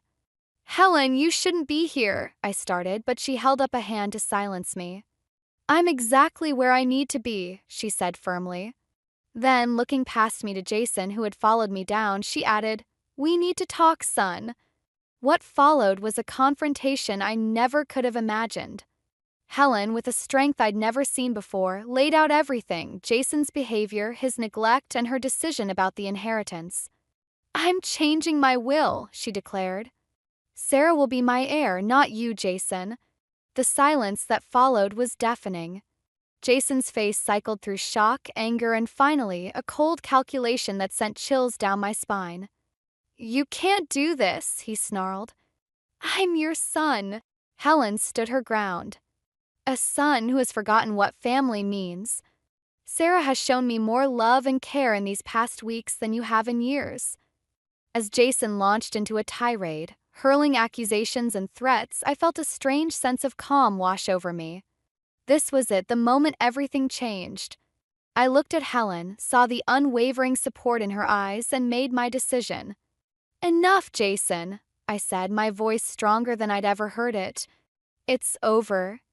I'm leaving, and there's nothing you can do about it." As I turned to go back upstairs and finish packing, I knew the road ahead would be difficult. But for the first time in years, I felt hope. With Helen by my side, I was ready to face whatever came next. I stood in the driveway, my hands shaking as I loaded the last of my boxes into Helen's car. The morning sun cast long shadows across the lawn, a stark contrast to the darkness I felt inside. This was it, the final goodbye to the life I'd known for so long. As I closed the trunk, a sleek red sports car screeched to a halt in front of the house. A young woman, probably in her early 30s, stepped out. Her eyes darted between me and the packed car, confusion etched on her face. "Is Jason home?" she asked, her voice trembling slightly. My heart sank as realization dawned. "You must be Megan," I said, surprised by the calmness in my voice. Her eyes widened. "How do you know my name? Are you his wife?" I nodded, watching as the color drained from her face. "Yes, and I'll be seeking alimony in our divorce." Megan stumbled back, her hand flying to her mouth. "Divorce? But he told me he said you two were already." Before I could respond, the front door burst open. Jason stormed out, his face contorted with rage. "What the hell is going on here?" For a moment, we all stood frozen, a tableau of betrayal and broken promises. Then, everything exploded at once. Megan turned on Jason, tears streaming down her face. "You lied to me. You said you were divorced." Jason's eyes darted between us, panic replacing anger. "Megan, baby, I can explain." "Don't bother," I cut in, a strange sense of calm washing over me. "I think we've all heard enough of your explanations, Jason." As Megan and Jason continued to argue, I felt a surge of determination. This was the proof I needed, not just for the divorce, but for myself. I pulled out my phone and started recording their confrontation. Jason, noticing my actions, lunged towards me. "Give me that phone, you bitch." I stepped back, keeping the camera steady. "Touch me, and I'll add assault to the list of charges." He froze, his face a mask of impotent fury. In that moment, I saw him clearly for the first time, not as the man I had loved, but as a small, angry person who had controlled me for far too long. "It's over, Jason," I said, my voice steady. "You've lost everything, your wife, your mother's trust, and now your girlfriend. I hope it was worth it." As I got into Helen's car and drove away, leaving Jason and Megan still arguing in the driveway, I felt a weight lift from my shoulders. The road ahead was uncertain, but for the first time in years, I was ready to face it on my own terms. Courthouse loomed before me, its stone facade imposing and cold. I took a deep breath, smoothing down my suit jacket. Helen squeezed my hand reassuringly as we climbed the steps. "You've got this, Sarah," she whispered. Inside, the tension was palpable. Jason sat at the opposite table, his lawyer whispering urgently in his ear. When he caught my eye, his face twisted into a sneer. As the judge entered and proceedings began, I felt a strange calm settle over me.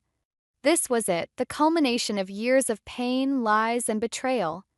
Jason's lawyer went first, painting me as a gold digger, trying to take advantage of a misunderstanding in our marriage. I clenched my fists under the table, willing myself to stay composed. When it was our turn, my lawyer presented the evidence, the text messages, the video of Jason's confrontation with Megan, financial records showing his mismanagement of our joint accounts. With each piece of evidence, I saw Jason's confidence crumble. Then came the bombshell, Helen's testimony. She spoke of Jason's neglect, his manipulative behavior, and her decision to change her will. Jason's face turned ashen as his mother, voice unwavering, declared her intention to make me her heir.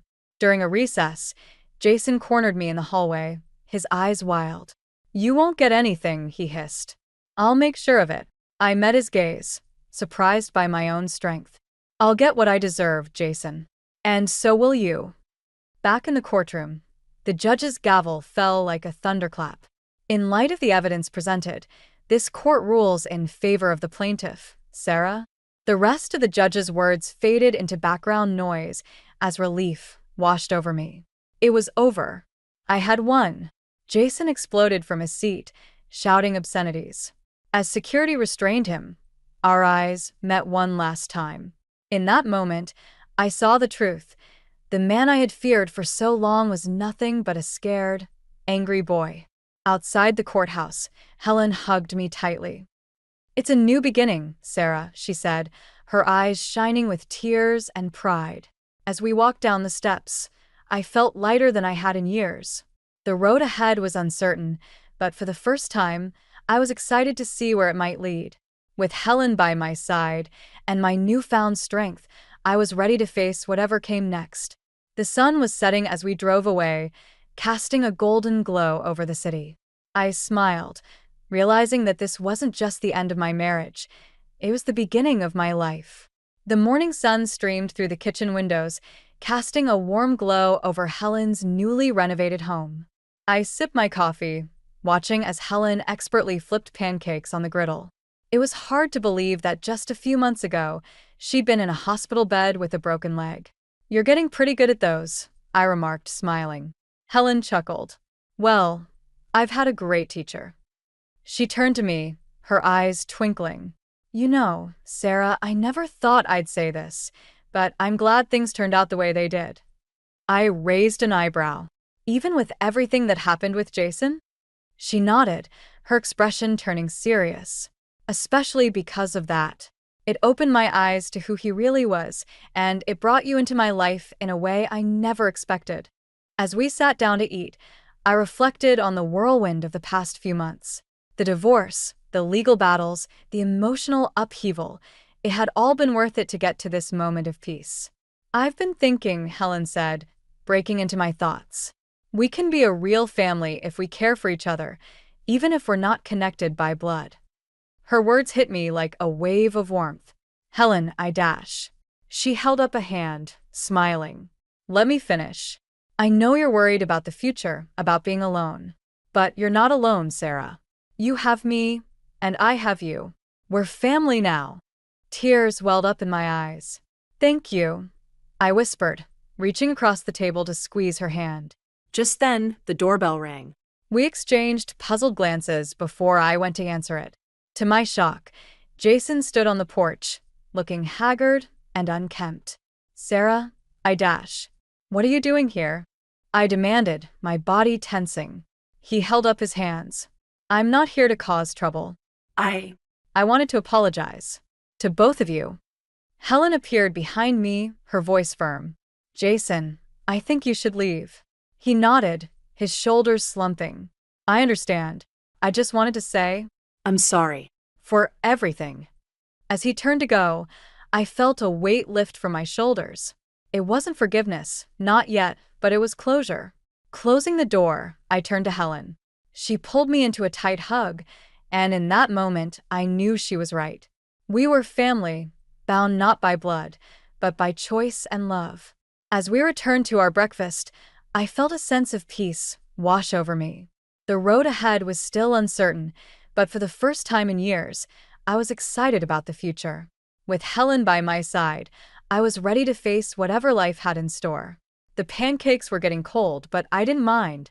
We had all the time in the world to make new memories, to build our unconventional family, and to embrace the second chance we'd been given. Mrs. Whitaker, did you authorize a $5,000 purchase at Lux Jewelers? The question hit me like a slap to the face. I gripped my phone tighter, my scrub still damp with sweat from a grueling 12-hour shift. What? No, I didn't. That's impossible. I'm afraid there's been a series of large transactions on your joint account over the past week, the bank representative continued. We've flagged them as potentially fraudulent. My stomach churned. How much? In total, just over $15,000. The world tilted. I steadied myself against the kitchen counter, my mind racing. $15,000. Gone. My name is Maggie, and in that moment, I realized my life was about to implode. Can you give me more details? I asked, struggling to keep my voice steady. Of course. There was the jewelry purchase, a stay at the Belmont Hotel downtown, and several restaurant charges. Each word was a dagger. The Belmont. That was where Holden and I had our honeymoon. I'll need to discuss this with my husband. I managed to say. Please freeze the account for now. I ended the call and stared at the fridge, covered in Lena's artwork and school photos. My beautiful, innocent daughter. How could I tell her that her father? No. I couldn't jump to conclusions. There had to be an explanation. The front door opened, and Holden's whistle echoed through the house. Honey, I'm home. I squared my shoulders and walked into the living room. Holden's smile faltered when he saw my face. What's wrong? He asked, setting down his gym bag. Did you spend $15,000 without telling me? His eyes widened, then narrowed. What are you talking about? The bank just called. Our account's been drained, Holden. Jewelry, hotels, restaurants. That's ridiculous, he scoffed. Someone must have stolen our information. I wanted to believe him. God, how I wanted to. But the pit in my stomach told a different story. The Belmont, Holden. That's where they stayed. His face paled. Maggie, I can explain. Don't. I held up a hand. Not now. Lena will be home soon.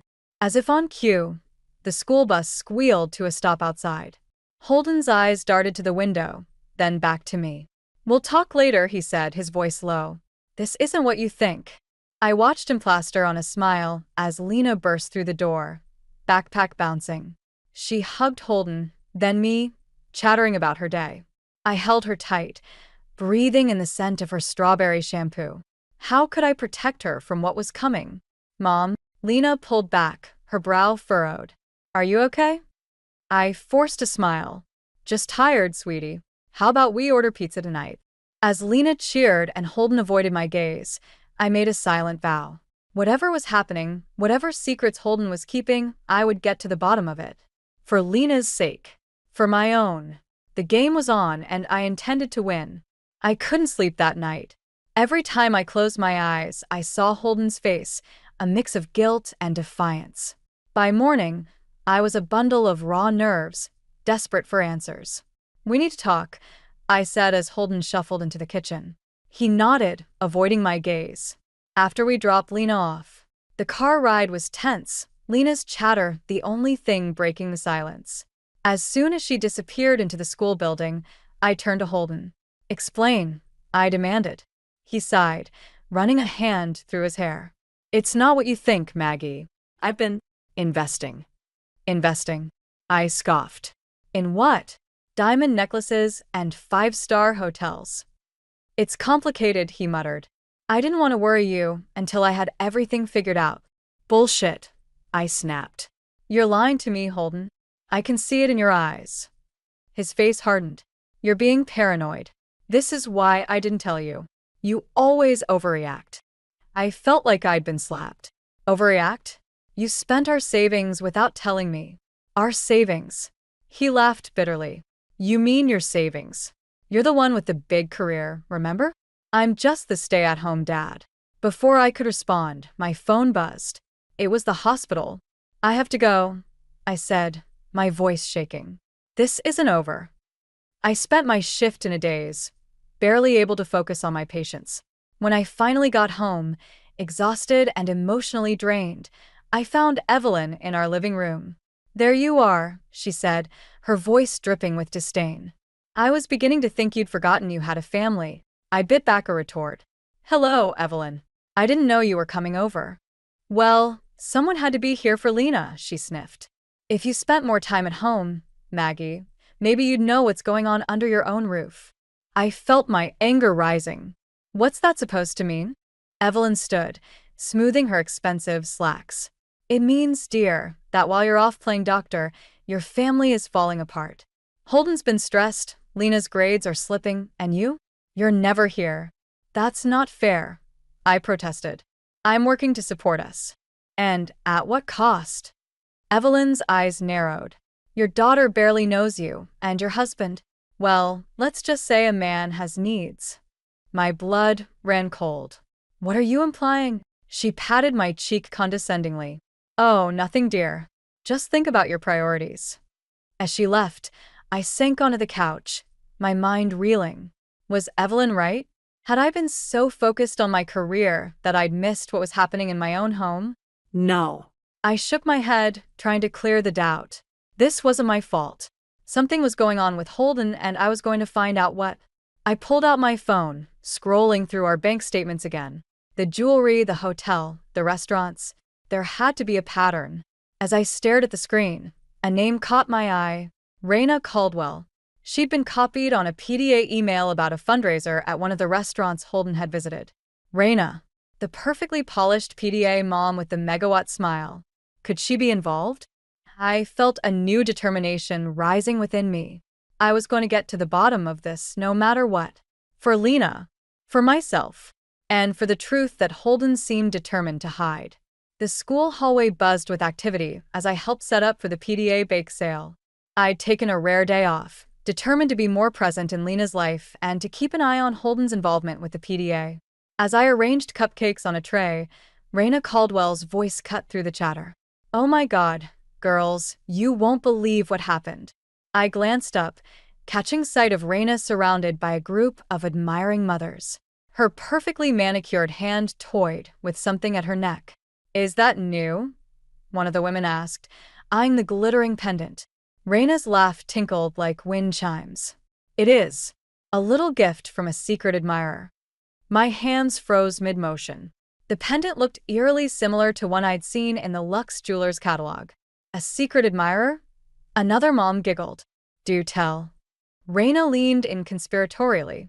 Let's just say he's tall, dark, and very generous. My stomach churned as the pieces started to fall into place. The jewelry, the restaurants, the hotel. It all pointed to one sickening conclusion. Maggie. Lena's voice snapped me back to reality. Are you okay? You look pale. I forced a smile. I'm fine, sweetie. Just a little tired. Lena's brow furrowed. Is it because of Dad? I heard you arguing the other night. My heart clenched. Oh, honey. It's just grown-up stuff. Nothing for you to worry about. She nodded, but her eyes held a wisdom beyond her years. I know something's wrong, Mom. I'm not a little kid anymore. I pulled her into a hug, fighting back tears. I know you're not. I promise we'll talk soon, okay? As Lena went to join her friends, I turned back to the bake sale table, my mind racing. I needed proof. Concrete evidence that Holden and Raina were Mrs. Whitaker. A hand touched my arm. I looked up to see Calvin Caldwell, Raina's husband, smiling kindly. I just wanted to thank you for volunteering. It means a lot to have parents like you involved. Guilt washed over me. Here was a man whose world was about to be shattered, and he had no idea. It's my pleasure. I managed, my voice tight. As Calvin walked away, I made a decision. I couldn't confront Holden or Raina without solid proof. I needed to see it with my own eyes. I pulled out my phone, sending a quick text to my sister. Can you pick up Lena after school tomorrow? Something's come up at work. It wasn't entirely a lie. This was work, the work of saving my family and my sanity. Tomorrow, I'd follow Holden. I'd see where he went, who he met. And if my suspicions were correct, I'd have the evidence I needed to confront him once and for all. As I finished setting up the bake sale, I caught sight of Raina again. She was laughing, her hand still playing with that damned necklace. My resolve hardened. Enjoy it while you can, I muttered under my breath, because your perfect little world is about to come crashing down. The game was on, and I was playing for keeps. For Lena, for my dignity, and for the truth that had been hidden from me for far too long. My heart pounded as I parked my car across the street from our house. Holden's car was still in the driveway, but I knew it wouldn't be for long. He'd mentioned a PTA meeting tonight, but after what I'd overheard at the bake sale, I wasn't buying it. Sure enough, 10 minutes later, Holden emerged, looking far too polished for a simple school meeting. He got into his car and pulled away. I waited a few moments before following, careful to keep a safe distance. To my surprise, Holden didn't head towards the school. Instead, he drove to the upscale part of town, eventually pulling into the parking lot of Le Petit Café, a trendy spot known for its intimate atmosphere. I parked across the street, my stomach in knots. Part of me hoped I was wrong, that this was all a misunderstanding. But as I watched Holden enter the cafe, that hope crumbled. 5 minutes later, a sleek red convertible pulled up.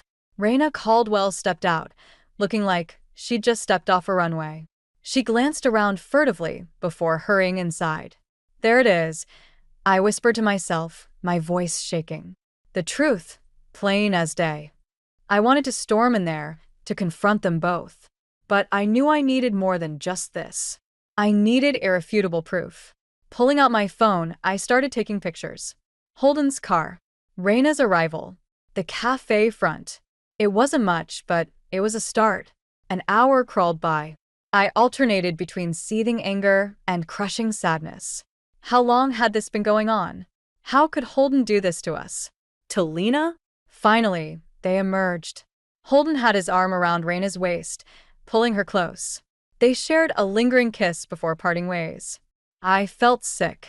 As Raina drove off, Holden stood there for a moment, a satisfied smile on his face. It was an expression I hadn't seen in years, not directed at me, anyway. I snapped a few more pictures, my hands shaking with rage. Then, making a split-second decision, I got out of my car. Holden, I called out, striding across the street. He whirled around, the color draining from his face. Maggie? What? What are you doing here? I could ask you the same thing, I said, my voice ice cold. Funny, I don't see any other PTA members around. Holden's eyes darted around, looking for an escape. I can explain. Save it. I spat. I saw everything. You and Raina. The kiss. All of it. He reached for me, his face pleading. Maggie, please. It's not what you think. I jerked away from his touch. Don't. Don't you dare try to lie to me again. Think about Lena, he said desperately. We can work this out. For her sake. The mention of our daughter ignited a fresh wave of fury. Don't you dare use Lena as an excuse. You should have thought about her before you started sneaking around with that. That woman. Holden's face hardened. You're one to talk. Always at the hospital, never home. What was I supposed to do? Be a decent human being? I suggested, my voice dripping with sarcasm. Communicate? Or here's a wild idea. Not cheat on your wife. We stood there, the weight of years of resentment and betrayal hanging between us. Finally, I took a deep breath. This isn't over, Holden. Not by a long shot. But I'm not doing this here in a parking lot. Go home. We'll talk later. As I walked back to my car, I felt a strange mix of devastation and determination. The life I thought I had was over, but a new chapter was just beginning, and this time I was writing the rules. I spent the next day gathering every shred of evidence I could find. Bank statements, credit card bills, photos from the cafe. I compiled it all into a damning dossier of Holden's betrayal. My hands shook as I arranged the papers on the dining room table, waiting for him to return from dropping Lena off at her friend's house. When the front door opened, I steeled myself. This was it. The moment of truth. Maggie. Holden called out. Where are you? In here. I replied, my voice steady despite the turmoil inside. He walked in, his easy smile faltering as he took in the scene before him. What's all this? I gestured to the chair across from me. Sit down, Holden. We need to talk. As he lowered himself into the seat, I pushed the first bank statement towards him. Care to explain these charges? His eyes widened, then narrowed. I told you, I've been investing. Stop. I cut him off. Just stop lying. I know about Raina. The color drained from his face. Maggie, I saw you. I continued, my voice rising. At the cafe. Kissing her. And this. I held up a photo of Raina's necklace. This matches perfectly with the charge from Lux Jewelers. Holden's expression hardened. You've been spying on me? Spying? I laughed bitterly. Is that what you're focusing on? Not the fact that you've been cheating on me and spending our savings on your mistress? He stood up abruptly, pacing the room. You don't understand. Things haven't been right between us for a long time. You're always at work, always putting your career first. Don't you dare try to blame this on me, I snapped.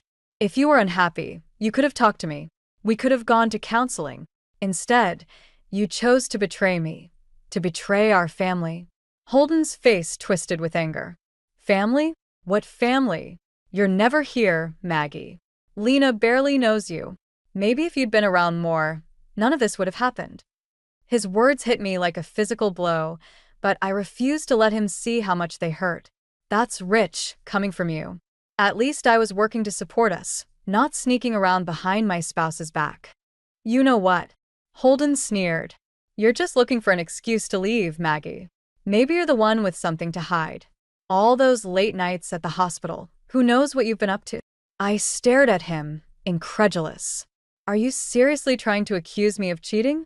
After everything I've just shown you? He shrugged, a cruel smile playing on his lips. If the shoe fits. Something inside me snapped. I stood up, gathering the papers into a pile.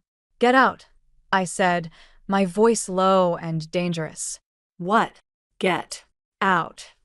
I repeated, each word dripping with venom. Pack a bag and leave. I don't care where you go, but you're not staying here tonight. Holden's bravado faltered. Maggie, come onorevole. We can work this out.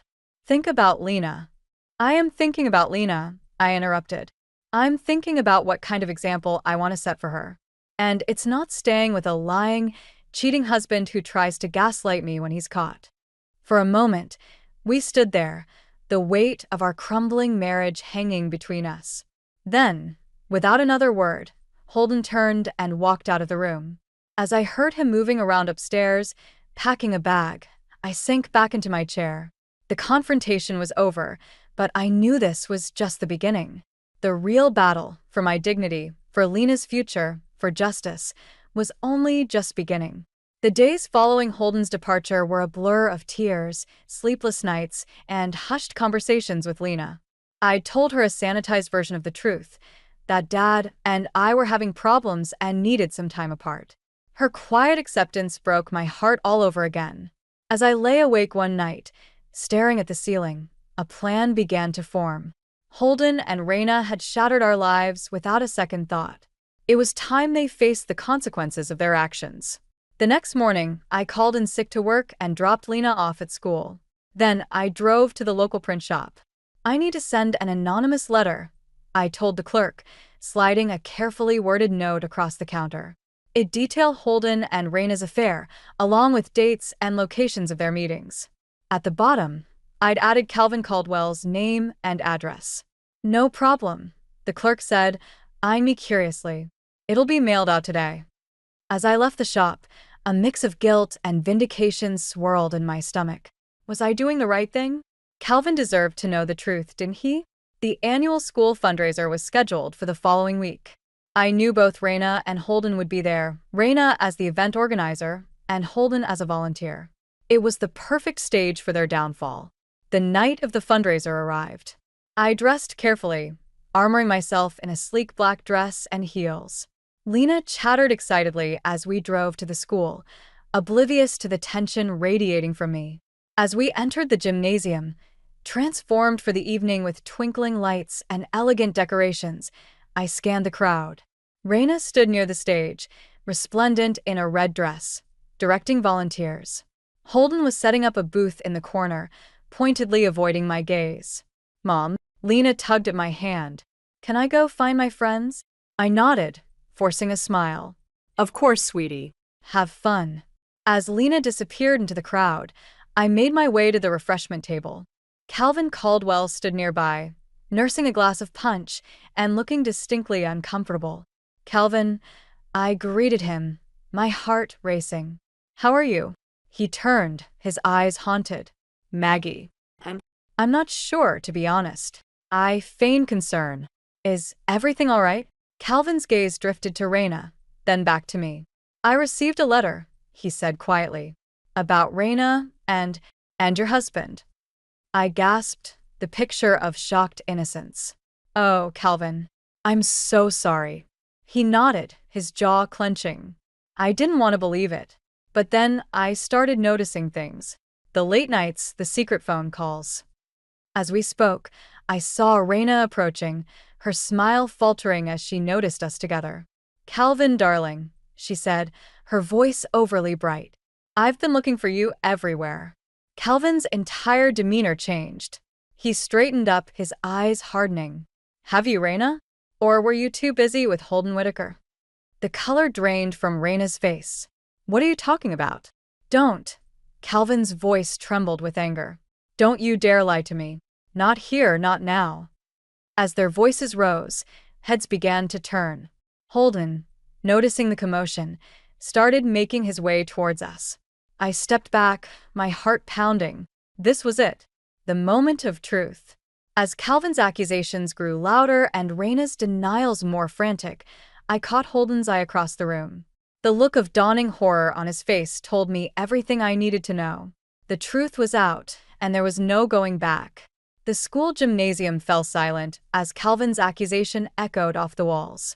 All eyes turned to Raina, her perfect facade crumbling under the weight of her exposed lies. "Calvin, please," Raina pleaded, her voice trembling. "Not here. We can talk about this at home." But Calvin was beyond reason. Months of suspicion and hurt poured out of him like a dam breaking. "How could you do this, Raina? To our family? To our friends?" I stood frozen, a mix of vindication and guilt churning in my stomach. This was what I wanted, wasn't it? To see them exposed, humiliated as I had been? Holden pushed through the crowd, his face ashen. "Calvin, man, let's take this outside. Think of the kids." Calvin rounded on him, eyes blazing. The kids? You want to talk about the kids? How about how you've destroyed 2 families with your selfish actions? Whispers rippled through the crowd. Parents shielded their children's ears, but their eyes remained glued to the unfolding drama. Mom, Lena's voice cut through the chaos. She stood at the edge of the crowd, her eyes wide with confusion and fear. What's happening? Before I could reach her, Evelyn appeared, wrapping an arm around Lena's shoulders. Come, dear, she said, shooting me a venomous glare. This is no place for children. As Evelyn led Lena away, Reina's composure finally shattered. It wasn't supposed to be like this, she sobbed, mascara streaking down her cheeks. We never meant to hurt anyone. But you did, I found myself saying, stepping forward. All eyes turned to me. You hurt everyone. Your spouses, your children, your friends. All for what? A cheap thrill? Holden's eyes met mine, a mixture of shame and defiance in them. Maggie, don't. Don't what, Holden? I cut him off. Don't tell the truth? Isn't that what you've been doing all along? The room buzzed with shocked murmurs. The perfect couples, the pillars of the PDA, exposed for the frauds they were. Calvin, his anger seemingly spent, sagged against a nearby table. I want a divorce, he said quietly, but in the tense silence, everyone heard. Reina's wail of despair was drowned out by the sudden commotion at the gym doors. Principal Thornton burst in, his face red with exertion. What in God's name is going on here?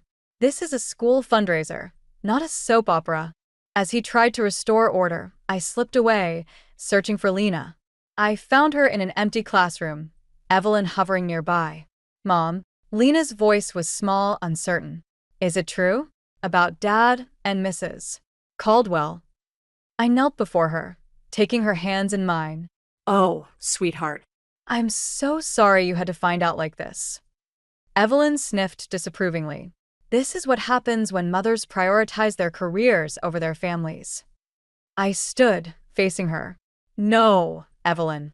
This is what happens when people lie and cheat and betray those who trust them. But it stops now. Turning back to Lena, I managed a small smile. Let's go home, sweetie. We have a lot to talk about. As we left the school, the sounds of argument still echoing from the gym, I felt a strange sense of lightness. The truth was out, painful as it was. Now we could begin to heal. But as I buckled Lena into the car, I couldn't shake the nagging feeling that this was just the beginning of a long, difficult journey. The fallout from tonight would ripple through our lives for years to come. But for the first time in months, I felt ready to face whatever came next.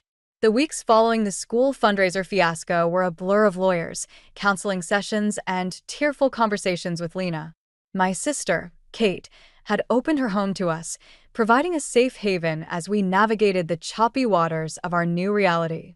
One crisp autumn morning, as Lena and I sat on Kate's porch swing, sipping hot chocolate, my phone buzzed. Holden's name flashed on the screen. Do you want me to answer it? Lena asked, her eyes searching mine. I shook my head, silencing the call. No, sweetie. If it's important, he'll leave a message. Sure enough, a voicemail notification appeared moments later. I listened to it while Lena went inside to help Kate with lunch. Maggie, it's me. Holden's voice was strained. I need to see you. To explain. Please. I closed my eyes, taking a deep breath. Part of me wanted to ignore him, to continue building our new life without his toxic presence. But I knew we needed closure, for Lena's sake, if nothing else. That afternoon, I met Holden at a nearby park.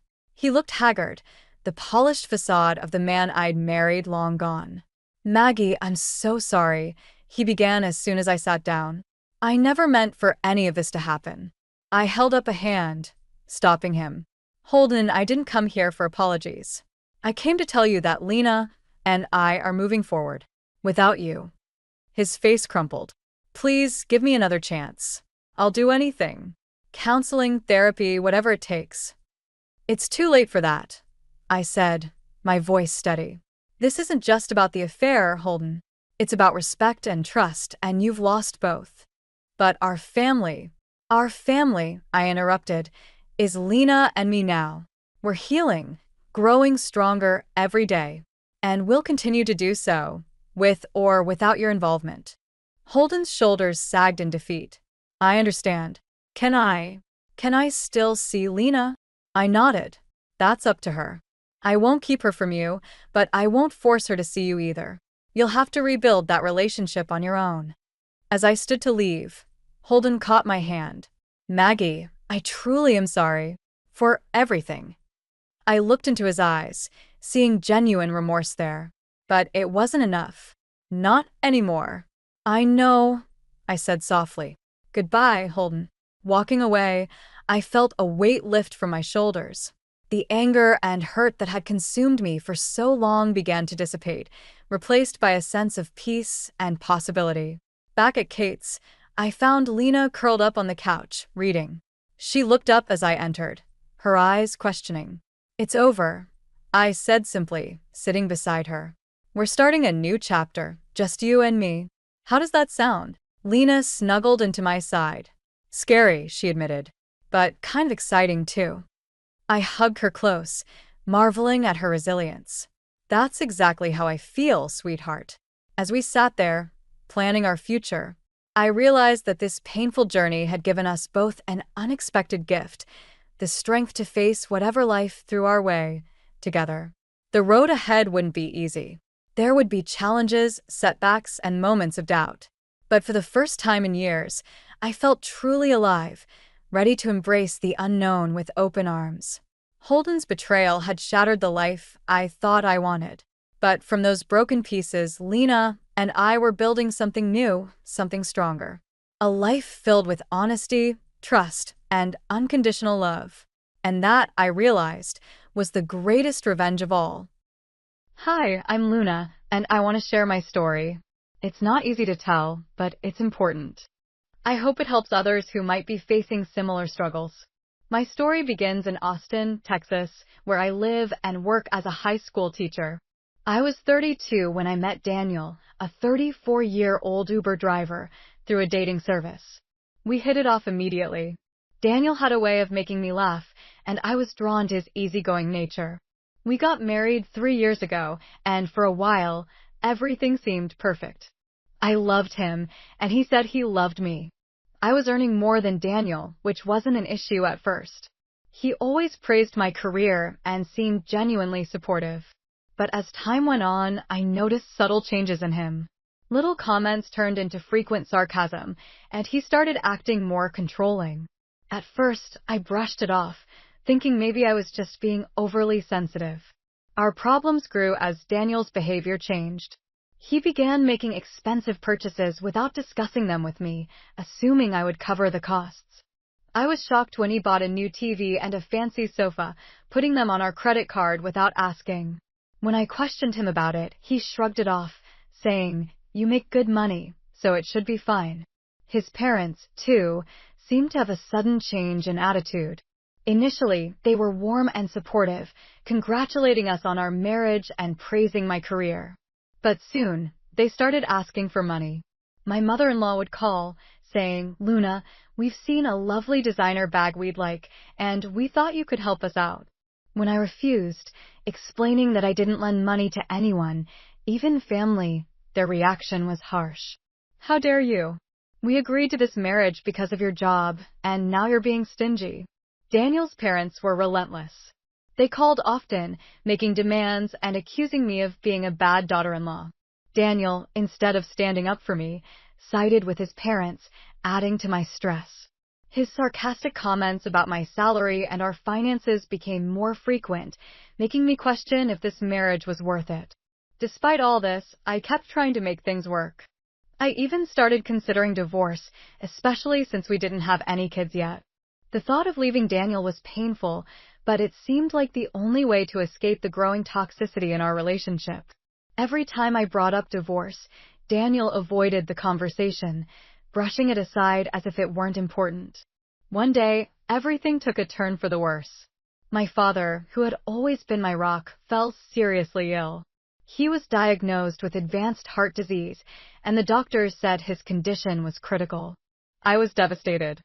I rushed to the hospital, hoping for the best, but fearing the worst. When I informed Daniel about my father's condition, his response was chilling. He showed no sympathy and said, "If you want to stress out your already sick father with our divorce, I'm fine with that. We can proceed anytime." I was shocked and heartbroken. How could someone I loved be so callous? As my father's health declined, the tension at home became unbearable. Daniel's attitude grew more indifferent, and his demands became more frequent. He began pressing me about our finances and hinted at how much he could benefit from my father's eventual passing. After my father passed away, I inherited $70,000 from his estate. I decided to keep this inheritance private. I didn't want Daniel to know about it. I feared he would try to manipulate me into giving him the money or using it in ways I didn't agree with. I was still grieving and didn't need additional stress from him. But my attempt at keeping the inheritance a secret didn't last long.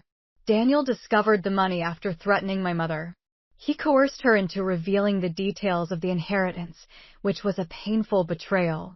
Daniel wasted no time in planning how to use the money. He intended to renovate our home without consulting me, assuming that since it was his right, he could do whatever he wanted with it. I was furious. The last thing I wanted was to have Daniel controlling the money that was meant to be a legacy for my father. I decided it was time to confront the situation head-on. But before I could gather my thoughts and discuss it with Daniel, he had already started the renovation plans, using the inheritance money as if it were his own. The situation was becoming increasingly dire. I knew that if I wanted to save myself from further manipulation and greed, I had to act quickly. The once loving and supportive husband I married had turned into a manipulative and controlling man driven by greed, and his parents, who had once seemed so kind, were now just as bad, if not worse. It was clear that I had to make some difficult decisions. My heart was heavy with the weight of everything that had happened, but I knew that to reclaim my peace and integrity, I needed to confront the situation directly. The road ahead was uncertain, but I was determined to find a way out of this mess and protect myself from the toxicity that had taken over my life. Continuing from where I left off, things only got worse. After Daniel discovered the $70,000 inheritance, he seemed to think the money was rightfully his to control, and his behavior became increasingly aggressive. I was struggling to manage my grief and deal with Daniel's escalating demands, and I felt trapped. One evening, I came home to find Daniel waiting for me, a smug expression on his face. "Luna, we need to talk about the renovations," he said, his voice dripping with entitlement.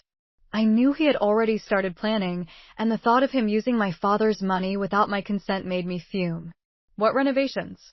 I asked, trying to keep my voice steady. "You didn't discuss anything with me." Daniel waved his hand dismissively. "We've been living in that old house for too long. It's time for an upgrade, and I've decided to use the inheritance for it." I felt my heart race. The inheritance is not for renovations. It's my money, and I want to decide what to do with it. He laughed, a harsh, mocking sound. "Oh, come on, we both know it's for the benefit of our home. Why are you being so selfish?"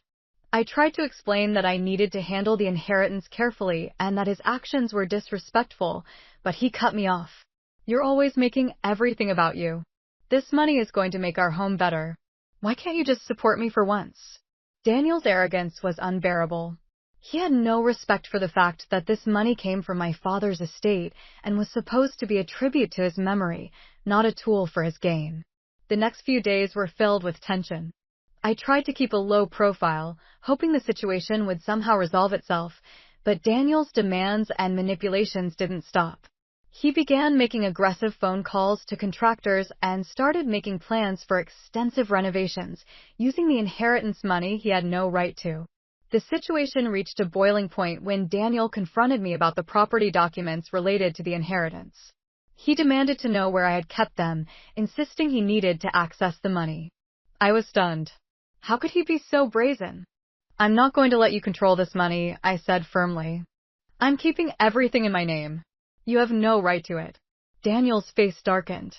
"If you don't hand over the documents, I'll make sure everyone knows how you've been holding out on me. Do you want to deal with that kind of trouble?" His threats were hollow, but they made me realize just how far he was willing to go. I decided I needed to take action before things escalated further. It wasn't long before Daniel's manipulative tactics took another turn. He started involving his parents more directly in the situation. They began calling me regularly, demanding I hand over the inheritance or they would take legal action. Their tone was accusatory and confrontational, showing no sympathy for my situation. Their demands were so intense that I decided I had to take a stand. I consulted a lawyer to understand my rights and options. I learned that I had legal protections and that Daniel's behavior could be classified as financial abuse. The inheritance, being part of my father's estate, was legally mine to manage. Meanwhile, Daniel's actions became more desperate. He began plotting ways to access the property documents related to the inheritance. He even went as far as to threaten my mother, trying to intimidate her into giving him the information he wanted. It was a new low, and it made me realize just how toxic and dangerous the situation had become. One day, I returned home to find Daniel in the process of tampering with the property documents. He had managed to sneak into my office and was rifling through the files. When he saw me, he tried to cover up his actions with a look of feigned innocence. I was just looking for something, he said, but I could see the guilt in his eyes. This is my father's property, I said coldly. You have no right to it. You're crossing a line. Daniel's face turned red with anger. You're being unreasonable. This is about improving our life together. Why can't you see that? I see it very clearly, I retorted. You're trying to exploit my father's legacy for your gain. This has to stop. The confrontation left me shaken but resolute. I knew I had to protect myself and the inheritance from further manipulation. The thought of Daniel using the money for his projects while I struggled to maintain control over something that was rightfully mine was overwhelming. As I prepared to move forward with divorce proceedings, I realized I had to deal with the aftermath of Daniel's manipulations. I had to secure the property documents and make sure that nothing was done to jeopardize the inheritance or my father's memory. The situation was reaching a critical point, and I knew that I needed to be strong and decisive. I had to make sure that I didn't let Daniel's greed and manipulation ruin my life any further. The road ahead was going to be difficult, but I was determined to reclaim my peace and protect what was rightfully mine. As I braced myself for the inevitable clash with Daniel, the tension in our home became unbearable. Every day was a struggle, and the atmosphere was charged with hostility. Daniel's actions had reached new lows, and his arrogance was pushing me to the edge. I knew I had to take decisive action before things spiraled further out of control. One evening, after a particularly heated argument, I decided it was time to confront Daniel about his blatant disregard for the inheritance. I found him lounging in the living room, looking relaxed despite the chaos he had caused. His casual demeanor only fueled my frustration. Daniel, we need to talk, I said firmly, trying to keep my voice steady. He glanced up from the television with a dismissive look. What now, Luna? I'm tired of your games. I began. The inheritance is not yours to use for renovations or anything else. It's my money, and I will decide what to do with it. Daniel rolled his eyes. You're being unreasonable. We're supposed to be a team. Why can't you just let me make our home better? It's not about the house, I replied, fighting to keep my composure. It's about respect and boundaries. You have no right to claim what doesn't belong to you. Daniel's face hardened. You're just being selfish. You know how much this means to me. Why are you making this so difficult? His words stung, but I refused to back down. I'm not being selfish. I'm standing up for myself. You've already tried to intimidate my mother and tamper with the property documents. I'm not going to let you get away with it. The confrontation left both of us simmering with anger. Daniel stormed out of the house, slamming the door behind him. I was left alone, feeling a mix of fear and determination. I knew I had to follow through with the divorce, but I needed to secure the inheritance first. The following day, things took a turn for the worse. I received a call from my mother, sounding frantic. Luna, you need to come over right away. Daniel is here, and he's causing a scene. My heart raced as I drove to my mother's house. When I arrived, I found Daniel standing in the middle of the living room, shouting at my mother. The scene was chaotic, and I could see the distress on my mother's face. Daniel, what are you doing? I demanded as I entered the room. He turned to me with a look of wild desperation. I need the inheritance, Luna. This is our chance to fix everything. Don't you see that? I could barely contain my anger. You have no right to demand anything from me. This is my father's money, and I'm not giving it to you. Daniel's frustration reached a boiling point. You're being unreasonable and cruel. I need that money for the future. Why are you making this so hard? Because it's not yours to tap. I shouted back. You're making a scene and threatening my family. This has to stop. As Daniel continued to argue, I noticed that he seemed more desperate than ever. It became clear to me that he was losing control and was willing to do anything to get his hands on the inheritance. I realized that I had to act quickly to protect myself and my family. The situation escalated further when I found out that Daniel had stolen the property documents related to the inheritance. He had taken them from my home, hoping to sell the property without my knowledge. I was horrified and felt violated. I contacted my lawyer immediately and informed him of the theft. He advised me to file a police report and take legal action to protect the property. I followed his advice, and the authorities began investigating the situation. The thought of Daniel potentially getting away with his deceit was unbearable, but I knew I had to see this through. Despite his attempts to manipulate and intimidate me, Daniel's plans were thwarted. It turned out that the property title was still in my father's name, making it impossible for him to sell it without legal complications. This news seemed to deflate him, and he began to backtrack, attempting to reconcile. One day, Daniel showed up at my parents' house, his demeanor a mix of anger and desperation.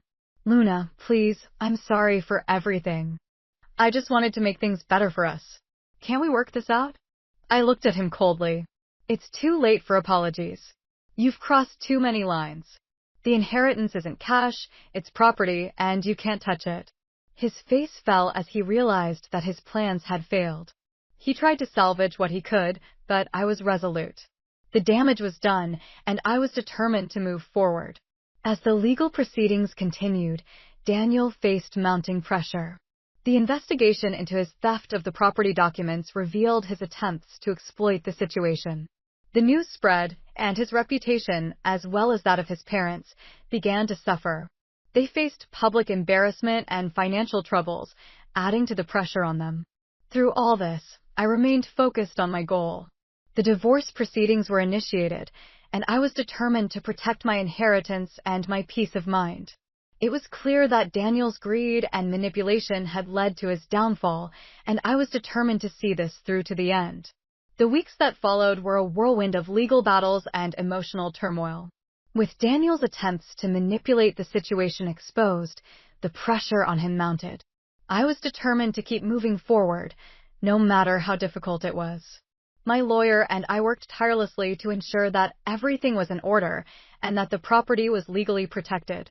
One afternoon, while I was sorting through some paperwork at my mother's house, the phone rang.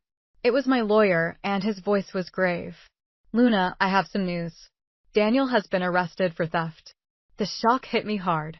I had hoped that the legal process would bring resolution, but hearing that Daniel had been arrested was a stark reminder of how far things had deteriorated. My lawyer explained that Daniel's attempt to sell the property illegally had been uncovered, leading to his arrest. It was a significant step in holding him accountable for his actions.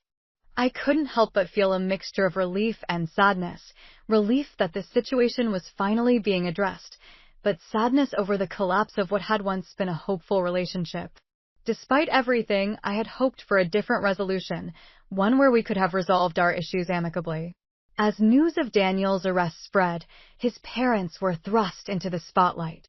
They faced public embarrassment and financial difficulties as a result of their son's actions.